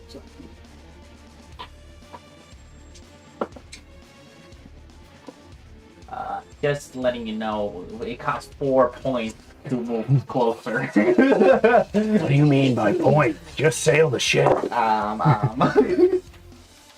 Okay, so now 112. 12, 11. Well, 12 plus 11. It's 20, 22. 3. 3, 4, 5. And then plus 15. Oh shit! 26 plus 15. Yeah. Mhm. That's 41. 41? Mhm. Oh shit! All guns. Eddie Bones. You blow the space dragon out of the water, out of the sky, in one broadside. Wow. This ship had 40 hit points. Oh shit! Including shields? It had, it didn't have shield. Oh. Wow. That's where you went wrong right there, Dragon. And as this thing just blows the fuck up in the sky, and you hear over the speaker thing, like, ah! Grieve just goes, Right, let's loot the ship. I think Gertie goes, as well. there's no ship left. Is there anything lootable? Captain Admiral, I feel like maybe destroying the ship would not bring the ship into your command. Well, we could see and salvage and see if there's anything salvageable. Food, extra stores. Can we bring it into our bubble? credits. I don't see why there would be anything on the ship. There's nobody who sails through here because it's Archonia. It's like, as Grieve is talking, Sally, you're looking out at the ship where it's just sort of freely spinning with like fire billowing out. And all of a sudden you see like off both sides of the hull where there are giant holes in it, gold starts to float out of the ship. Oh, that's all our booty! Oh boy. I like booty. We can still get it. Yeah, so if you sail the ship over to there, when I do a lot of start and stops. when you're Sorry. Oh, that's Sorry. what happens to the body and when the Wayfarer's air pocket envelops this gold, it all sort of falls. And you see from the behavior of these gold coins in space that there is a plane of gravity about equal with the top deck of your ship. It extends as far as the air pocket. Okay. So if something's floating, it just sort of hovers right there. Yeah, that's awesome. Yeah. well, any salvageable tech that we could. Yes, but no one here is capable of knowing what tech is worth salvaging. Grieve. Even Grieve, he's not really a tech guy. Like, it would be like someone in modern society who isn't particularly computer savvy being asked what a good computer is. It's just like, I don't know. I can check my email, but I don't know. Is there anything that maybe looks valuable that I could resell later at some? Besides all the gold I just gave you? Yeah. You We're know? never satisfied. Is there any magical weapon in here? Okay. Like an extra spike drill to make my ship go faster? So it's not, the object is called a spike drive. The event is a spike drill. You're drilling with your spike Sally drive. doesn't understand that. It's Sally who doesn't understand. Yeah. You know what? Player character refuses. I'll give you this. I will have Sally and Eddie both roll just a straight d20. Okay. And we'll go with whoever got higher. Whoever got higher. I rolled a 15. If anyone gets a 18 or above. 17. Oh, that's so close. My cell is plus Oh, 30. Do we add any modifiers to this? No, this is just basically a luck A check. coin. Just to get 18. You find a space pirate still alive. Oh. And he hands over all the blasters. Oh. Does he? There are about 20 blasters. Some are laser rifles, some are like sidearms. There's one that looks like a flintlock pistol that shoots lasers. Can I have a pistol? I know it's a lot to ask. You're not a real character. Dude, being that you don't pay attention to me all that We'll often. get the stats on those blasters. We'll get the stats on them later. For now, you guys have defeated your first space pirate. It was a really You're small driving a ship. ship. What do you need the pistol for? Protection. Like extra broad tonight, you know? I heard that there are aliens that like probe your butthole every now and again, and I just want to protect myself from that. That's a myth. The only people that probe your butthole are humans. And no one wants to probe your butthole, Jurgen. Okay, all that to say, I want to say thank you for listening to me, and at least it's a privilege to be a part of something. If you guys ever have the time, Turn off the lights. please listen to my dark backstory. Some other time. But I thought we're not supposed to let that guy out of the basement. You know, There's a werewolf down there. I was- We had to let him out. Your trauma is like, I was once bullied once as a kid. Alright, let's spike it. Okay, it takes a half Touchdown. hour to set up. So I'm going to read you guys something from the Stars Without Number book, just so you kind of know what's happening. So to make a successful spike drill, the target must be within range. It is. A spike drive has a hex range equal to its rating. So I'm extending that a little bit for you guys since you don't technically need fuel. You use these sails. So essentially you can go 3 hexes, even though you only have a level 1 spike drive in terms of time required. So spike drill, a safe procedure requires half an hour to enter metadimensional space. The process can be rushed at greater risk. You don't need to do that right now. The transit time is 6 days per hex traveled, divided by the spike drill rating. Yours is 1. Thus, a drive 3 crossing 2 hexes would take 4 days, while a drive 1 moving to an adjacent hex would take 6 days. Daring navigators can trim the course, accepting greater risks in transit in order to increase their effective drive rating by 1 for the purpose, blah, blah, blah, blah, blah. A spike drill needs a course record to guide the pilot. Grieve has this, it's in the computers. Ideally, this is up to date. I'm going to summarize. Basically, spike drills require there to be pre-existing, like, discovered or created safe lanes that you can travel through.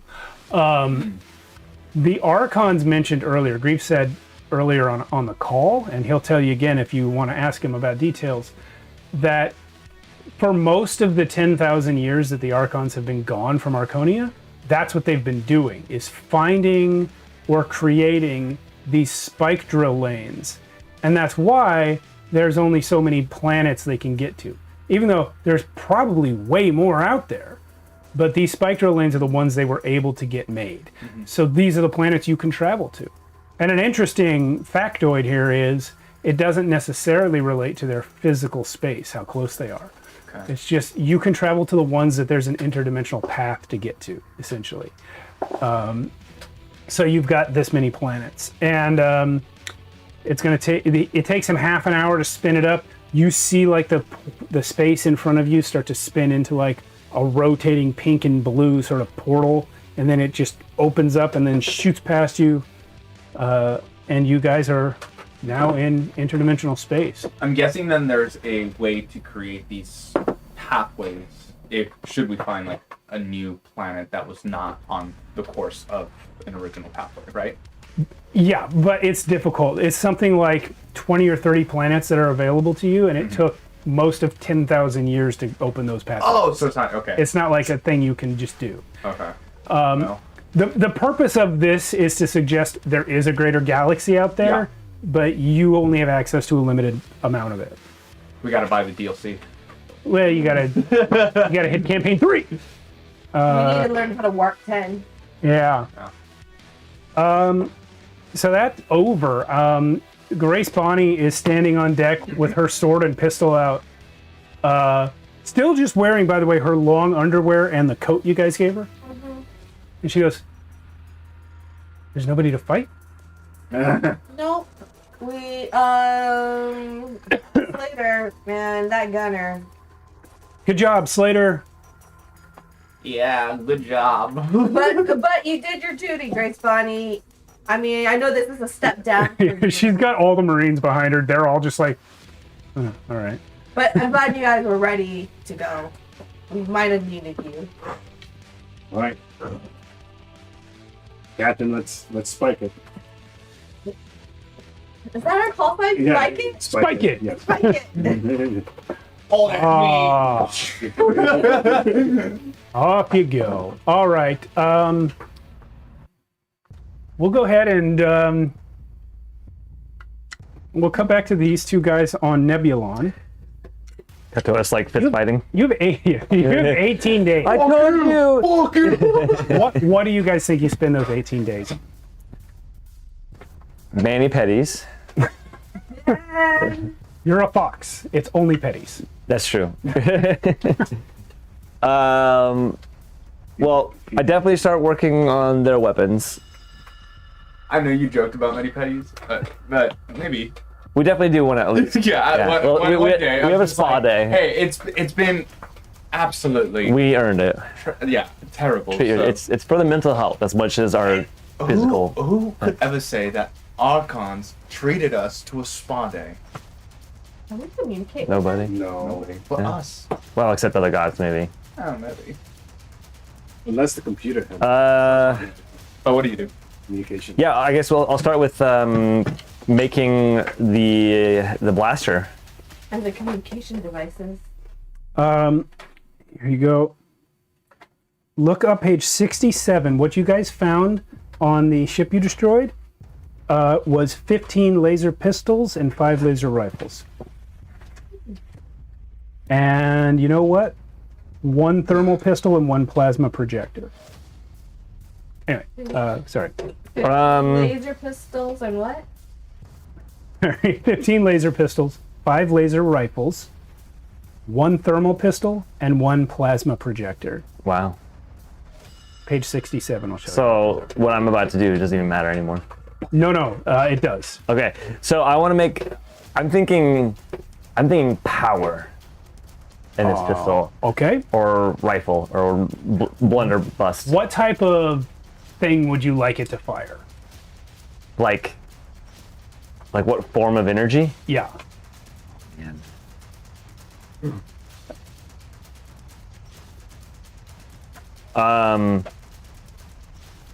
Plasma would be more like a small cannonball, right? Yeah. When I think of plasma, it's like what a lightsaber blade is made out of in that universe, Yeah. but like you would fire it as a projectile. Okay, maybe not. I'm thinking going blunderbuss and shooting like a small energy cannonball. I'm thinking small energy cannon. I'm thinking something that hits like a truck, but maybe doesn't have a high fire rate. All right.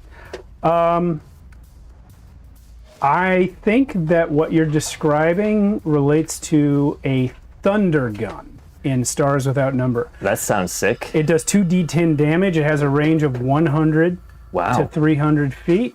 Let's see. It fires 6 shots in a magazine. I'll read it to you. Named for its baso vibrations caused by their operation, a sound that can be felt as far as 30 meters away from an operator. Two-handed weapon uses grav plates to create rapid randomized disruptions in a target that increase the chance of complete structural collapse.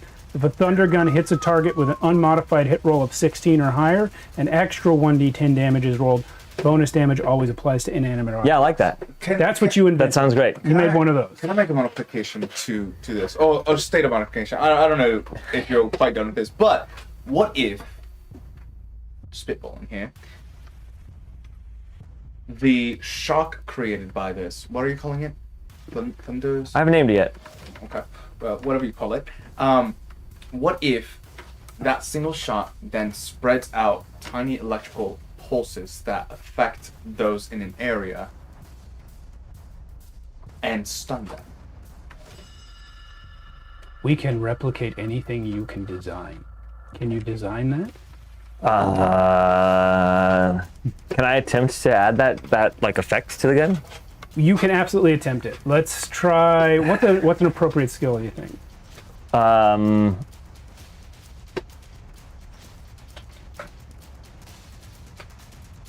Work, I guess. Yeah, work is good. Exert? No, that's the. Or fix. Fix is a good skill. Oh, fix. Wait, where's fix? Oh, yeah, that's right. Oh, wait, duh. I forgot about these fix and program. Yeah, fix and program. Can I help out with my lead to inspire Asarius in this skill? If you were just Ann and Beck, I'd say no, but you're Lorian, you remember some of this stuff, so yeah, you can roll an extra d6 and drop the lowest. Okay. In addition to that, I am a master of energy. That is my chosen sort of element. And that gives me some sort of bonus to each craft that I do. Project. I don't remember what it was, though. Okay. Master of Energy. That's I can bring that. one of your writs. Yep.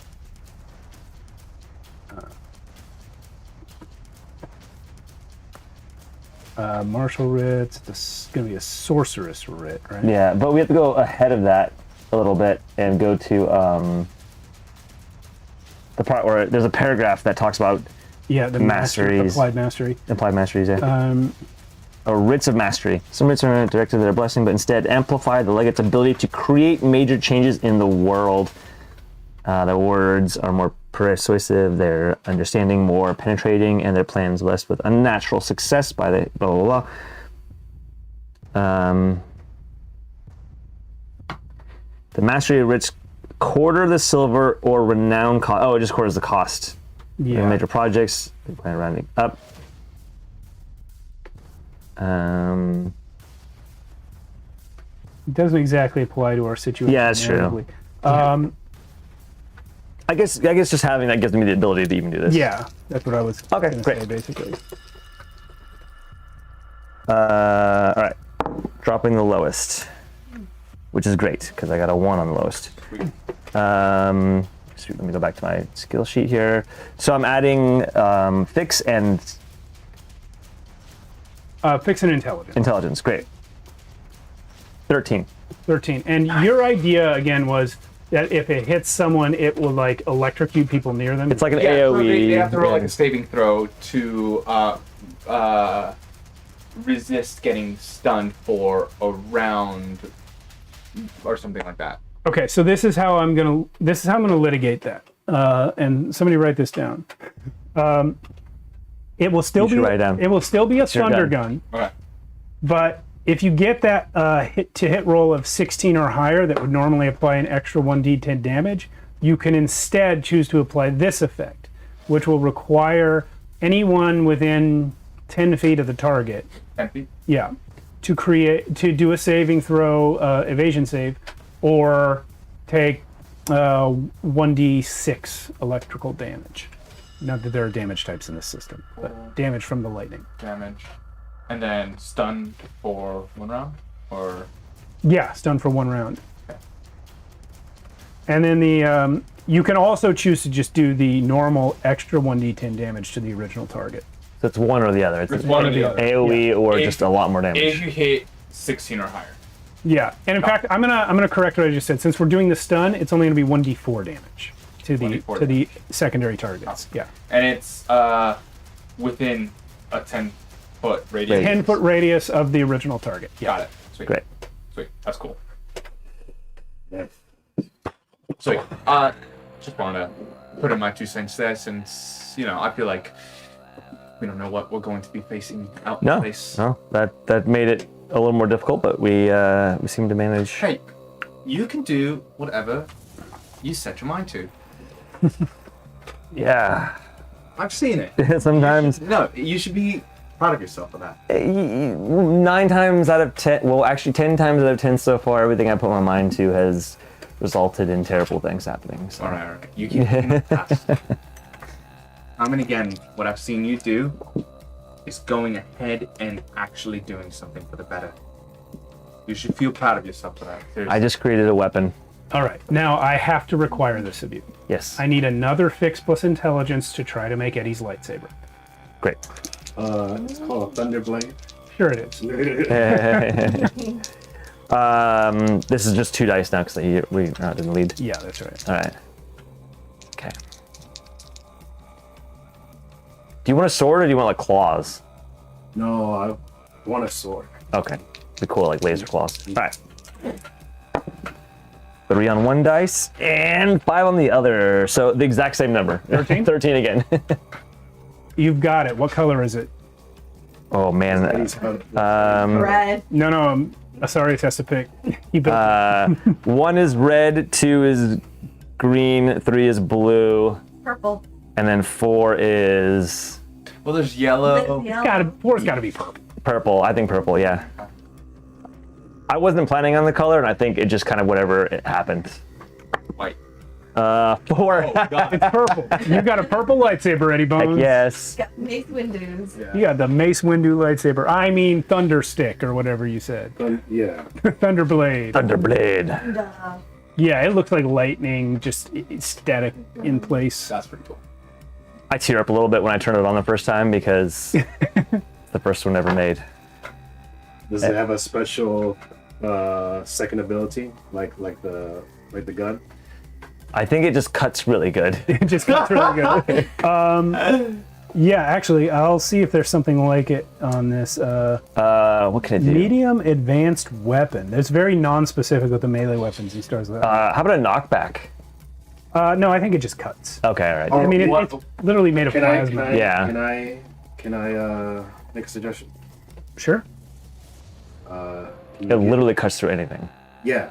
Since it does that, can you give it a cleave ability, where if I kill the target, I can make another attack on a target adjacent. Yeah. Right, Oh, like it write passes that through? in. Yeah. The damage is 1d8 plus 1. Shock is going to be 2 points against AC 13. Oh, maybe it carries over damage. Like if you kill somebody, it carries over the remaining damage into the next person. So the way it'll work is if your original to hit roll would also have hit the AC of the second target, then you can roll damage again on them. Oh, sick.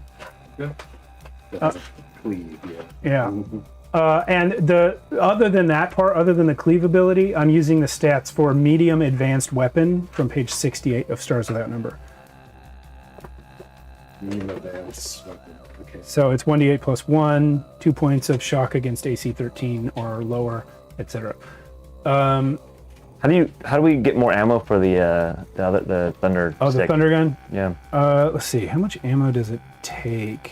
It has a 6-round magazine. Go ahead and roll me.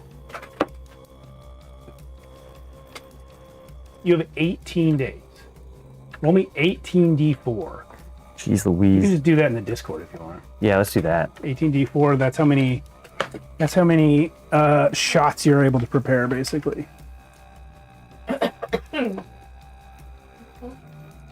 Don't wait on me. I'll chime back in. You guys like the throat singing? Works great. A little weird, huh? All right. While he's doing that, I would like to try to identify what this barrier is. D4, 18d4. Yeah. I was gonna be real quick. All right. Go ahead. No, go ahead. Oh, okay. Yeah, I want to try spending one of my days walking with Ilnir. The quarantine around the planet, you mean? Yeah. Okay. Yeah. 48. Trying to identify what this thing is that's keeping us in here, trapped in here. Copy. Yeah, that's the whole thing. Yeah. A bunch of Archons couldn't even figure it out. So here's what you find out as you try to walk around here.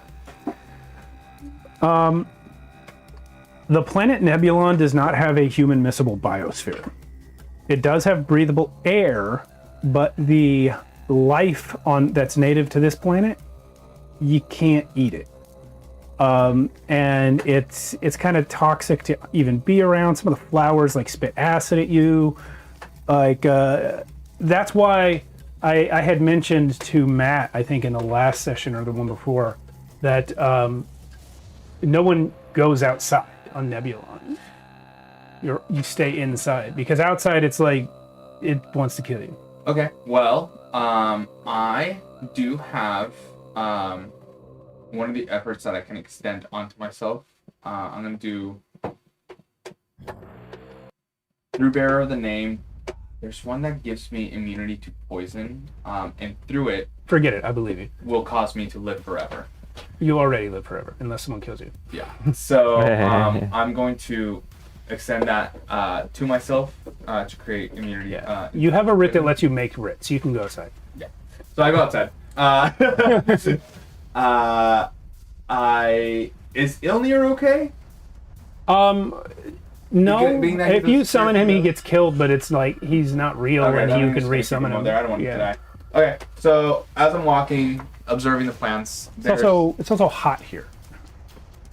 yeah, there's a bit of me that, like, my heart drops seeing the inhabitable atmosphere that exists around here. I'm just seeing plants and the animals just being as they are. Yeah, and that's the thing. It's like, for this world, it's natural. For Yeah. this world, it's normal. But for the life that you know, it's just not compatible. Do I see like a visible like sphere around this world? No, there's nothing visible. That's why the Archons got trapped. They didn't know it was there until they tried to leave. Can I? Do you have apprehending the arcane form? I do have that. I'm gonna cast that. To see. Yeah, to see if this is magical in any way.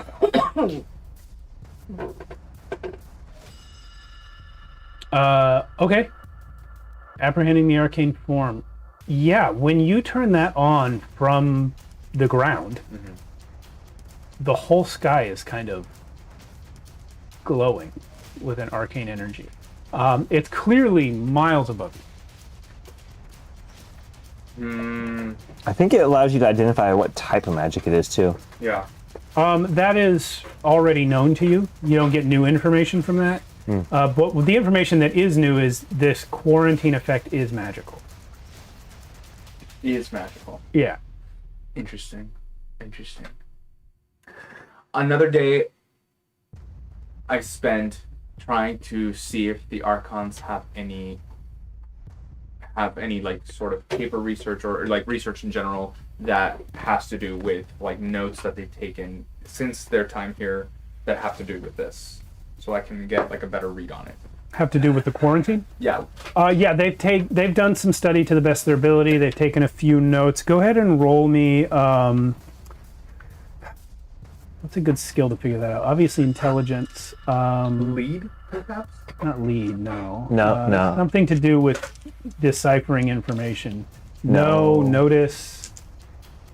Probably notice plus intelligence. The reason I'm asking lead is because I'm trying to investigate all of this. Yeah, that's not leading. That's studying. So Leading involves telling people to do stuff. we'll do. Damn it. No, I guess.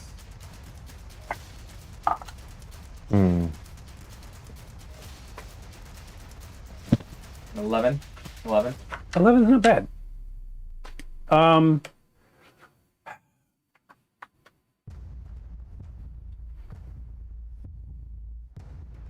Sorry, 10.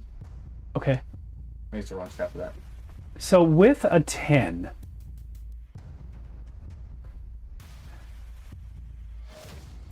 if you guys are willing to spend coins to make that a 12, Yeah. I'll give you a lot of There's information. 3 coins. Yeah. Yeah. Yeah. I mean, we got. Mhm. Yeah, that's fine. We got a lot of coins. Thanks, guys. So as you read this information and combine it with what you have seen outside,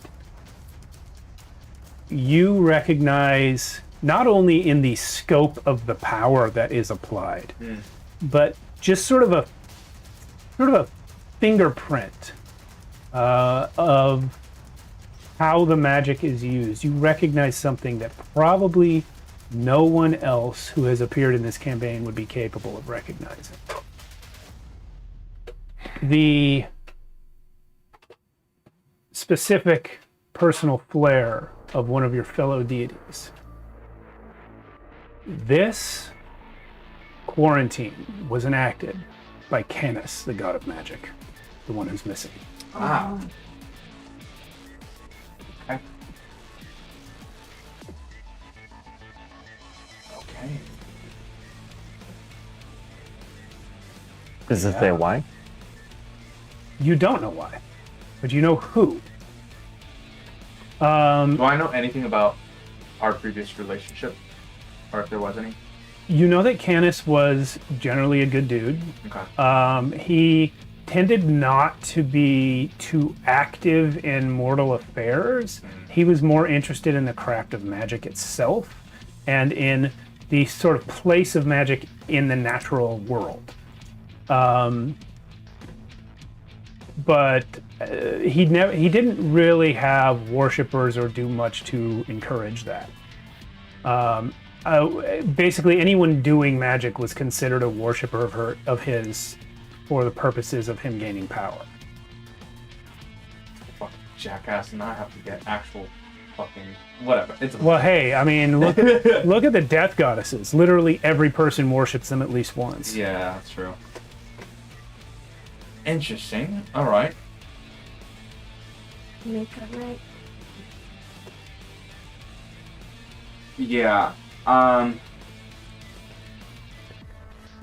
a particular day, Are you still working on that project? it's complicated. By the way, old buddy of mine. Well, not buddy, but Colleague. colleague, I suppose. Canis. Canis. Canis. Canis? Canis. Canis. C-A-N-I-S. You Um, look like a dog. the god of magic. By the way, whether you like it or not, you have worshipped them in one way or another through the use of magic. Just Fantastic. not out You there. would know that already. Yeah. Anywho, this is Have I had any interactions with this god? Probably not. Okay. what's around us is magical in nature. I do think I need to go and find a weak point to at least accentuate the extirpate Arcana, yeah. spell. Which, by the way, thank you for teaching. Yeah. I That'll, at the very least, that should give us a hole to get out of if we need to. absolutely. While I'm doing that, I'm thinking that I can use a little bit of Lorien within me to at least entangle the incantation as well. What I'm thinking of doing is I wonder if I can force entangle incantation as well as extirpate arcana to amplify a weakening of these types of things, or at least weaken the barrier around us so much so that it can allow for ease of access for us to leave. There'll just be this giant hole within the atmosphere, I guess. Mm-hmm. The ozone layer. Yeah. The what is the flavor of the magic? Is it energy related? So it is life magic, essentially. That's why it only comes into effect on manned craft. It cannot detect unmanned vehicles. All right. Now, before we do anything, this is where this is something I finally learned after eons. We need to figure out the consequences. We need to figure out why it's there. I know. It sucks. Listen to me. Learn from my mistakes. Don't destroy the entire world because of your hubris. I'm not in... Fine? I think at this point, if you guys are discussing this sort of in the open, Yeah. that Cyclone will fill you in on the theory Grieve mentioned earlier that Canis may be enthralled to destiny, that he's been missing for hundreds of thousands of years, and that it was sort of during or after his disappearance that magic changed. Yeah.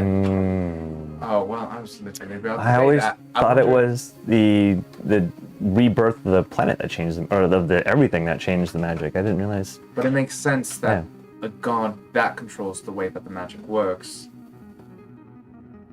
because of all of this, changed the way that it works.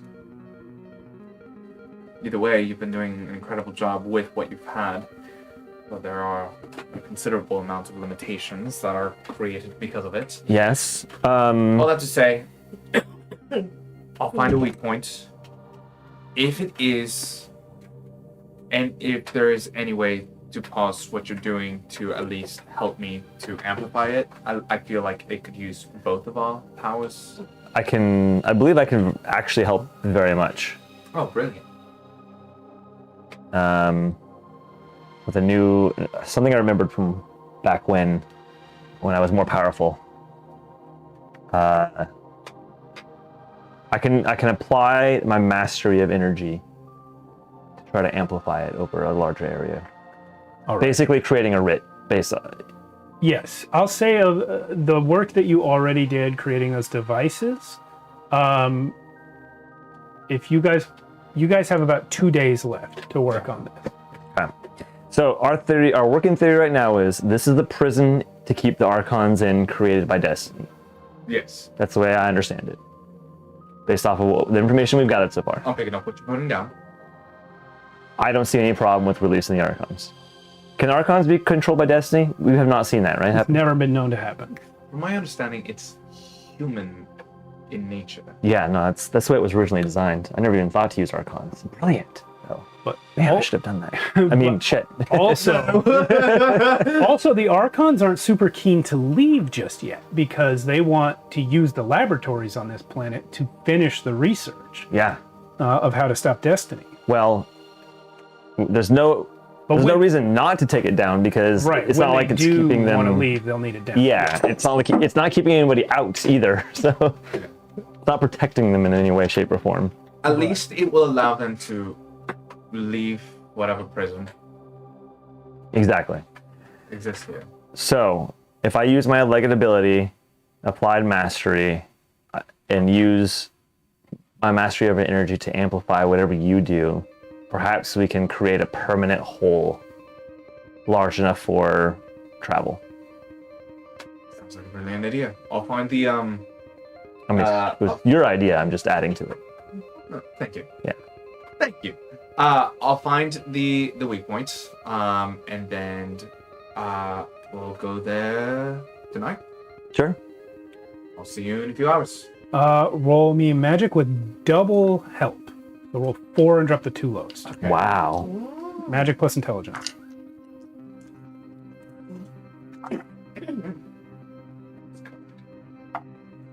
You're up, Coke. Excuse me, why are you laughing? That is 11, 12, 13, 14, 15, 16, 17. 17. You tear a hole in the quarantine that you're able to see with your magic eyes. Oh, we're already doing it? Yeah, that's what he's doing. Okay. Okay, great. Okay, so We set up a big ritual.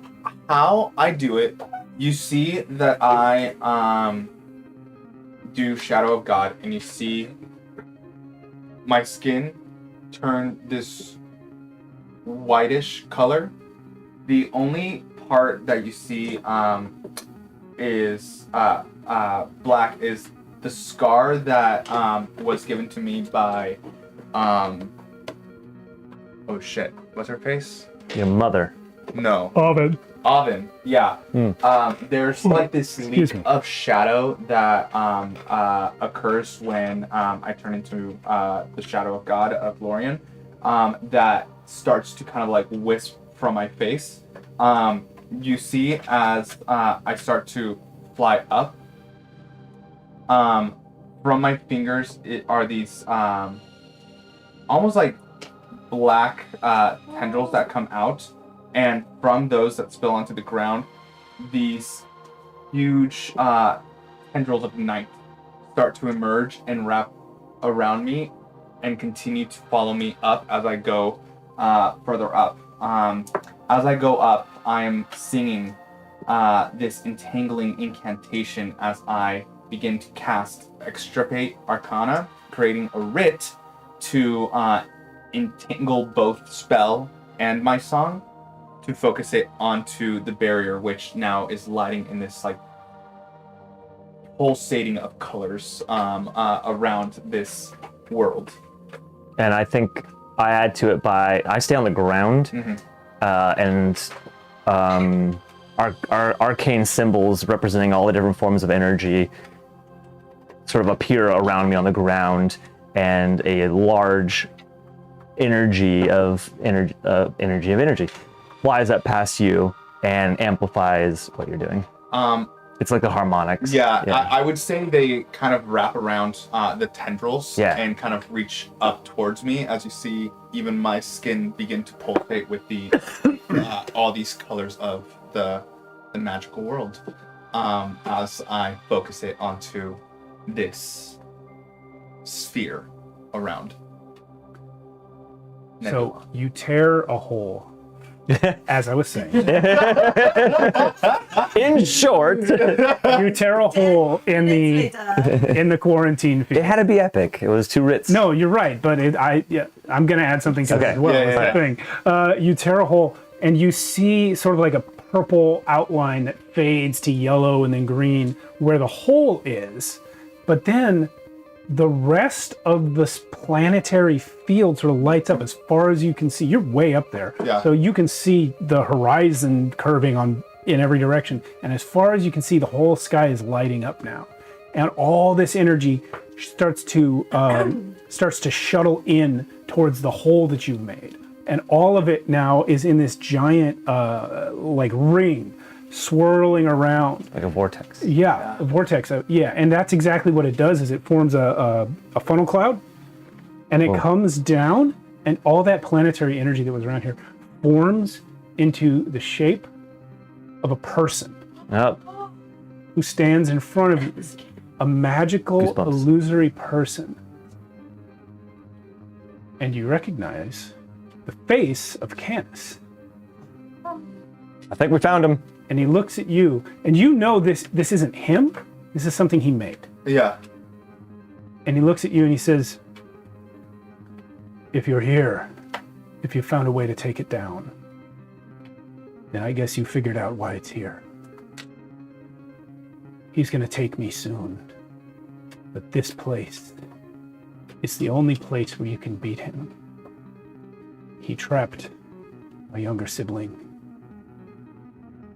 And without them, there's no stopping it. Please, free us. Destroy this curse. And then all that energy dissipates off into the ether. Ooh, nice twister. And I will say also, you both heard that. It was I was gonna say, yeah. this being that appeared to both of you because you both took part in the spell. Clarification: did we get the idea? The way you worded it, it sounded like his seedling was on this planet, on Nebulon. No, I didn't mean to imply that. Okay, great. Cool. Just making sure. I look down as the tendrils bring me down, the light coming off as you see my regular skin color coming back, and the image of Lorian disappearing. You heard that, right? Oh yeah. That changes things. Yeah. Younger sibling? Also, I thought we could do this ourselves, and he seems to think that only somebody else can do this. Okay. Asarius. Actually, you know what? Both of you. I was gonna say, who is the younger sibling? No plus intelligence. You both have a chance of remembering this. 9. Not bad. I can't find my note for some reason. Oh, there it is. +2. 12. So you remember, you remember for sure. People used to say that the younger sibling of magic was technology. The god of technology is who is imprisoned. Oh, brilliant. I don't say anything, but my fur stands up. Like, Whoa. Sorry. That's so good, Steve. Thank you. What a nice twister. Yeah. Thank you. And you have maybe a day left to contemplate that yeah, before the Wayfarer arrives. great. I think, yeah, with that, and you probably noticed this, I just start walking back. Do you want to tell me what's going on? I need to process it first. Oh my god. This. Again. Do not sulk, please. It's not sulking, it's history. Yes, I understand. All of this is tied back to the history of what? Of a decision. We need to move past it. No, it's not that complicated, but it's... Just give me a minute. As you will. I look around and for my last act, I Die. I stoop down and I die. No, I stoop down and I want to bring some life into this earth. Well, it already has life. It's just not compatible. Right. Yeah. I want to change that. I want to at least Okay. In what way? plant a seed of change. As I stoop down, I grab a hold of one of the leaves, and I want to create a pocket of sustainable life right here that through time will end up changing or evolving and growing the ecosystem around. I know it will take hundreds, if not millions of decades. Yeah. Yeah. may remember me saying this in a previous episode. In addition to being a quarantined world, Nebulon was marked as a tomb world, which means the civilization that was once here, the outpost, whoever it was that lived in this structure that you guys have been dwelling in. Excuse me, sorry. Which, by the way, it's like city-sized. It's just all connected. They're all dead. They've been gone forever. Yeah. And no one knows what happens. When you touch this thing and you start to introduce life as it is known on Archonia to Nebulon, I think you get something back. Before you fully commit to doing this, you get something back from it. That the life that was here, the intelligent life that came here from elsewhere, could not survive the life that owns this planet. And if you do what you have described, you will be driving to extinction the native species of Nebulon in favor of your idea of what they should be.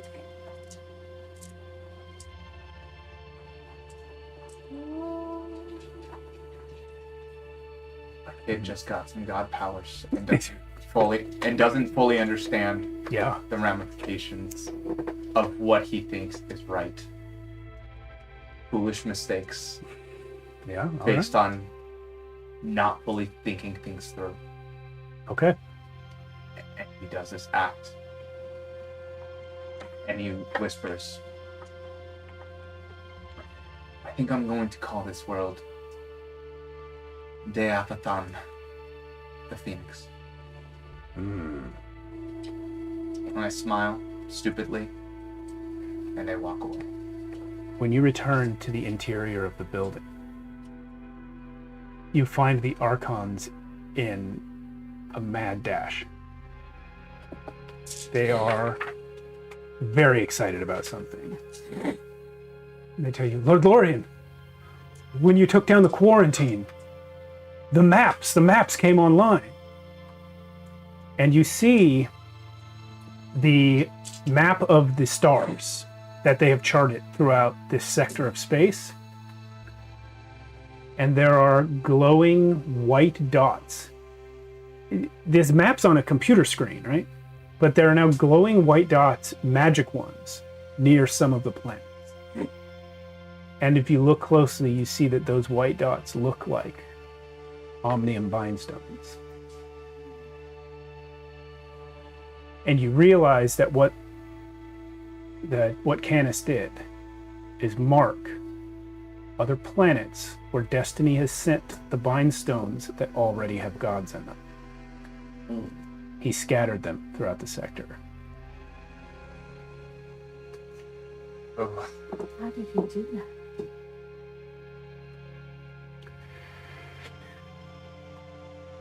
And then we're going to cut ahead to the arrival of the Wayfarer. One question. Yes, sir. During the spike drives, does Eddie get hit with more of those moon days? So 18 days. That's a great question because I should have brought that up myself. Let me see. I think You Eddie also- Bones is more a woman than all of us. Do you also get? Jeez. I just thought you moony. Does anybody get like spike sickness? So no. So you and Sal realize 18 days is plenty. You're going to run into multiple, like many moon days. And by tracking the time, using the onboard like ship's computer that you now have, but there's no sunrise or anything, so you can't track time that way. But the ship's computer can track time relative to when you left Archonia. What you realize is you are still locked to the moon cycle of Archonia.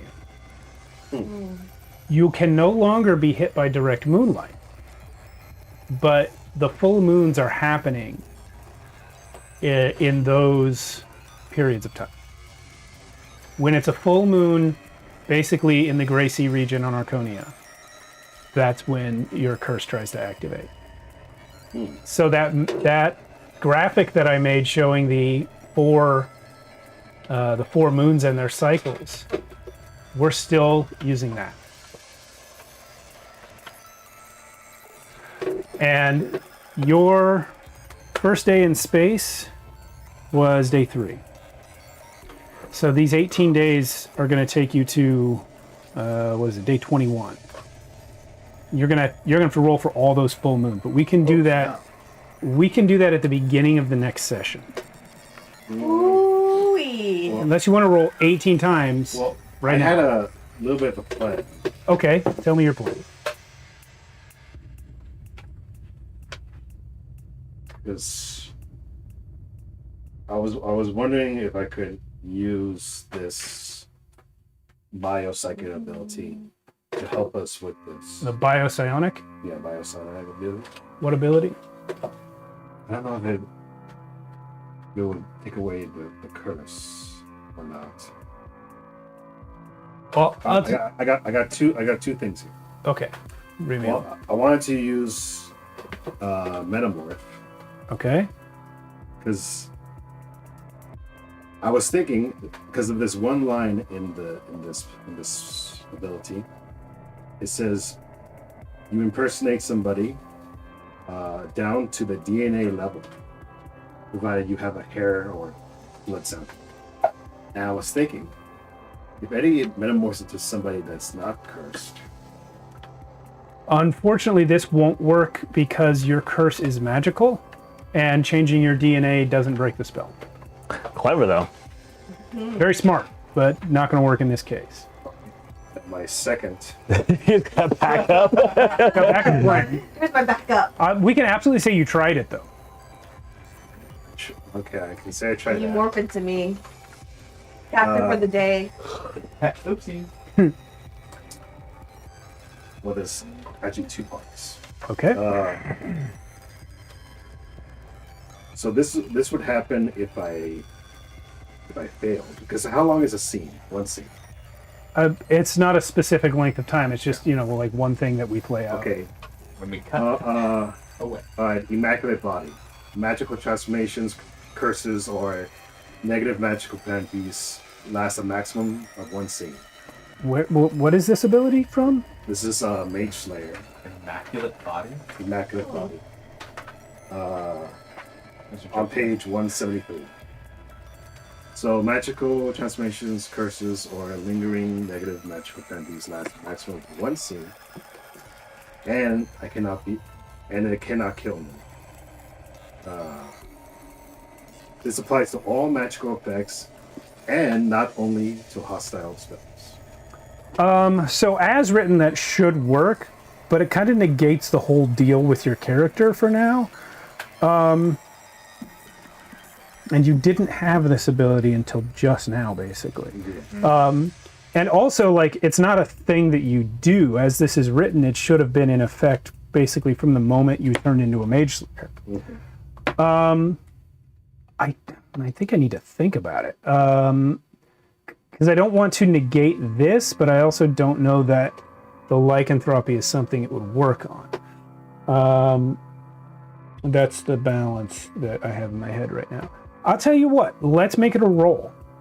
If that's okay with you. When in doubt, roll. When in doubt, roll. Roll for all 18 or No, you're trying to use Immaculate Body to cancel your werewolf curse. So even if you do that, first of all, it won't cure Sal. You'll still have a werewolf on the ship. But if it works, it kind of works forever, right? They last a maximum of 1 scene. Okay. I'd interpret this way. That it makes your feral state last a maximum of 1 scene, not your entire curse. Ooh. So does that sound fair? It could stop a single transformation and limit it to 1 scene. So you'll never be feral for more than 1 scene, is what this ability does. never be feral for 1 scene. Never be feral for more than 1 scene. Yeah. So basically, if you want to stay in the hold and have a fight scene with Sal, that's your 1 scene, and you're done being a werewolf for the month or for the day.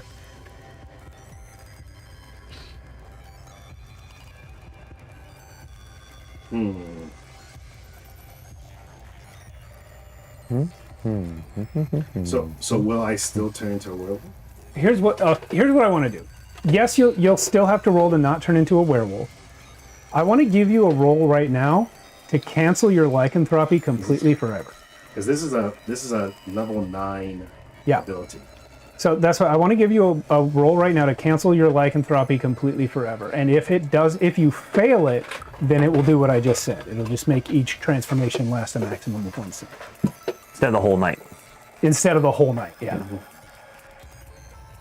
I'm also going to be there very quickly to help you out.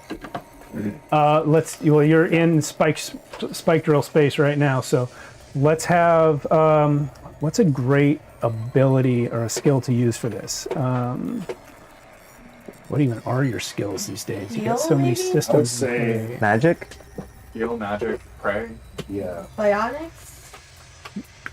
Not psionics. This is a mage slayer thing, which is a warrior class. Well, no. Well, Probably Mage not. Slayer. Sorry, Mike. Yeah, Mage Slayer is like partial expert, partial warrior. I do have points in magic. What's your highest skill? My highest skill is the precognition and bio psionics. What's your highest non-psionic skill? My magic, which is 3. Use magic and constitution. Magic and constitution. Yeah. Was he beaten? If you beat 12, you're done being a werewolf. So I'm gonna. Or at least Yeah. a feral werewolf. Can this be a roll without the use of coins? No. I mean, you can reject the coin because it has to be a unanimous thing. That's true. I'm gonna say that the scene takes place in the bottom. We have like 20 coins, because but I understand. Eddie Yeah, comes like- to the realization that 18 days. Maybe we hit one day and I still feel it happen, and then Eddie's like, "Man, Yeah. And maybe this scene is right when you start to feel it happen. yeah, I start to feel it happen." But then I feel the power from the stone, from that time that it happened, and from the Mace Slayer abilities. And then I figure out, wait, maybe I can stop this for good Yeah. in this very moment. Yeah. And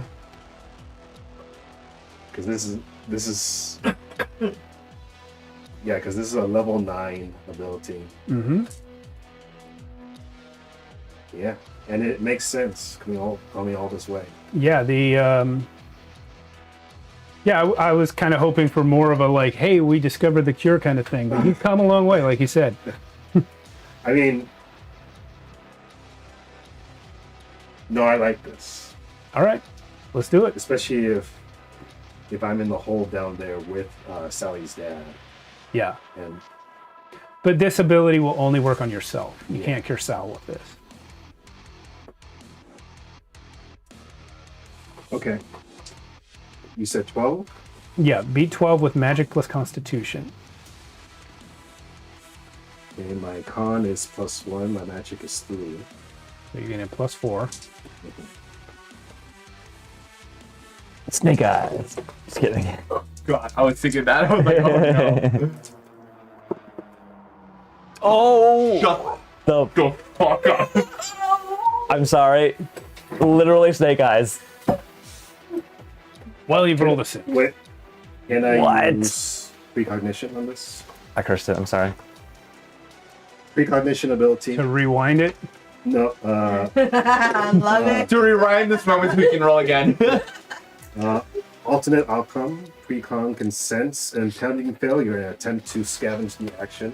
As an instant action, the precon can target of his value or himself and commit effort for the day to allow a reroll or a fail, hit, saving throw, or skill check, taking the better of the 2 rolls. Oh my god. Oh my goodness, so it happy. applies. I just can't believe you got snake eyes. It's a skill check, This is so funny. you can reroll. So So I'm happy. not gonna use those. Here's diplomatic grace. I'm not gonna say anything this time. Double victory. Well, that's better. So 6, +4 is 10. 10.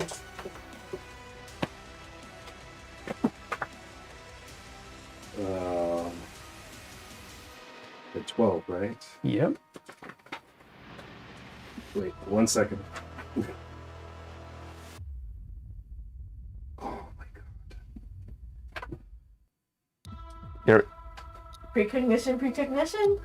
Your shenanigans is crazy. Legitimate impunity, you may immediately reroll a failed saving throw. It's not a saving throw. Nice try there, bud. It's a skill check. don't forget, we have options over here too. We're literally working on a cure. If your fellows approve, you can spend coins. No, because they're not going to approve it. Ask him. How do you know? I don't want to approve this just because this seems like a huge like character moment that I feel like all of us need to be. Can I at least with this save like a good amount of the days out of the 18 days? Off of a fail. Because you got a 10. Very reasonable. That's I'll very say good. you don't need to roll for this entire time. For myself. For yourself. Yeah. Sal's gonna need to roll, but I'll deal with that next week. So at least for these 18 days, I'm safe. Yeah. So it's like a temporary, like It's a temporary reprieve. a reprieve from the curse. So yeah, you focus on it. You feel this ability I feel in like your it's body. working, Yeah. but I'm not quite there. You can feel this ability in your body. You know from previous conversations that the Arcanite nature that you were instilled with has been battling the lycanthropy within you. It's essentially destiny versus archons, and your body is the battlefield. And by the nature of the enhancement orb, you're able to use your sort of psionic abilities to sort of focus that. And you feel the lycanthropy within you kind of get imprisoned. But it's still there, but you've locked it up. Nice. And you know that it's going to stay in that cage for a while. Go. Oh, okay. That was still cool. That was very cool. That's still cool. Yeah. I was thinking about that since the beginning of this episode because I saw that thing. I said magical transformations. I was like, oh, that could be it. No, you're right. As written, it should work. It's just the lycanthropy is such a big deal narratively that I kind of couldn't just give it to you. Which is why I denied the use of point. I'm sorry. No, that's fine. It's better storytelling. Yeah. I like that. I like that I got close. Yeah. Unless you have something you wanted to end on. No. It doesn't take long, but I come back to you. Oh, yes. And I look you in the eyes more seriously than I think you've ever seen the fox look at you. And I say, telepathically directly to you, and Rinley's not even here. Oh. Anari, the god of tech, is the whole reason I did all of this. Oh. We'll see everyone in a week. Great stinger. Damn. All right. Thanks everyone for watching. Nobody did anyway. Nobody's in the chat live, but you watch it later. Appreciate you. They might be lurking. They might be watching later. They might be lurking. Yeah. Monday, Blade 68. Next Friday, episode 50. Shadows of Archonia 2. Finally, episode 50. We're finally gonna have that reunion. Oh my god, what a great reunion on 50. Yeah. Hell fucking yeah.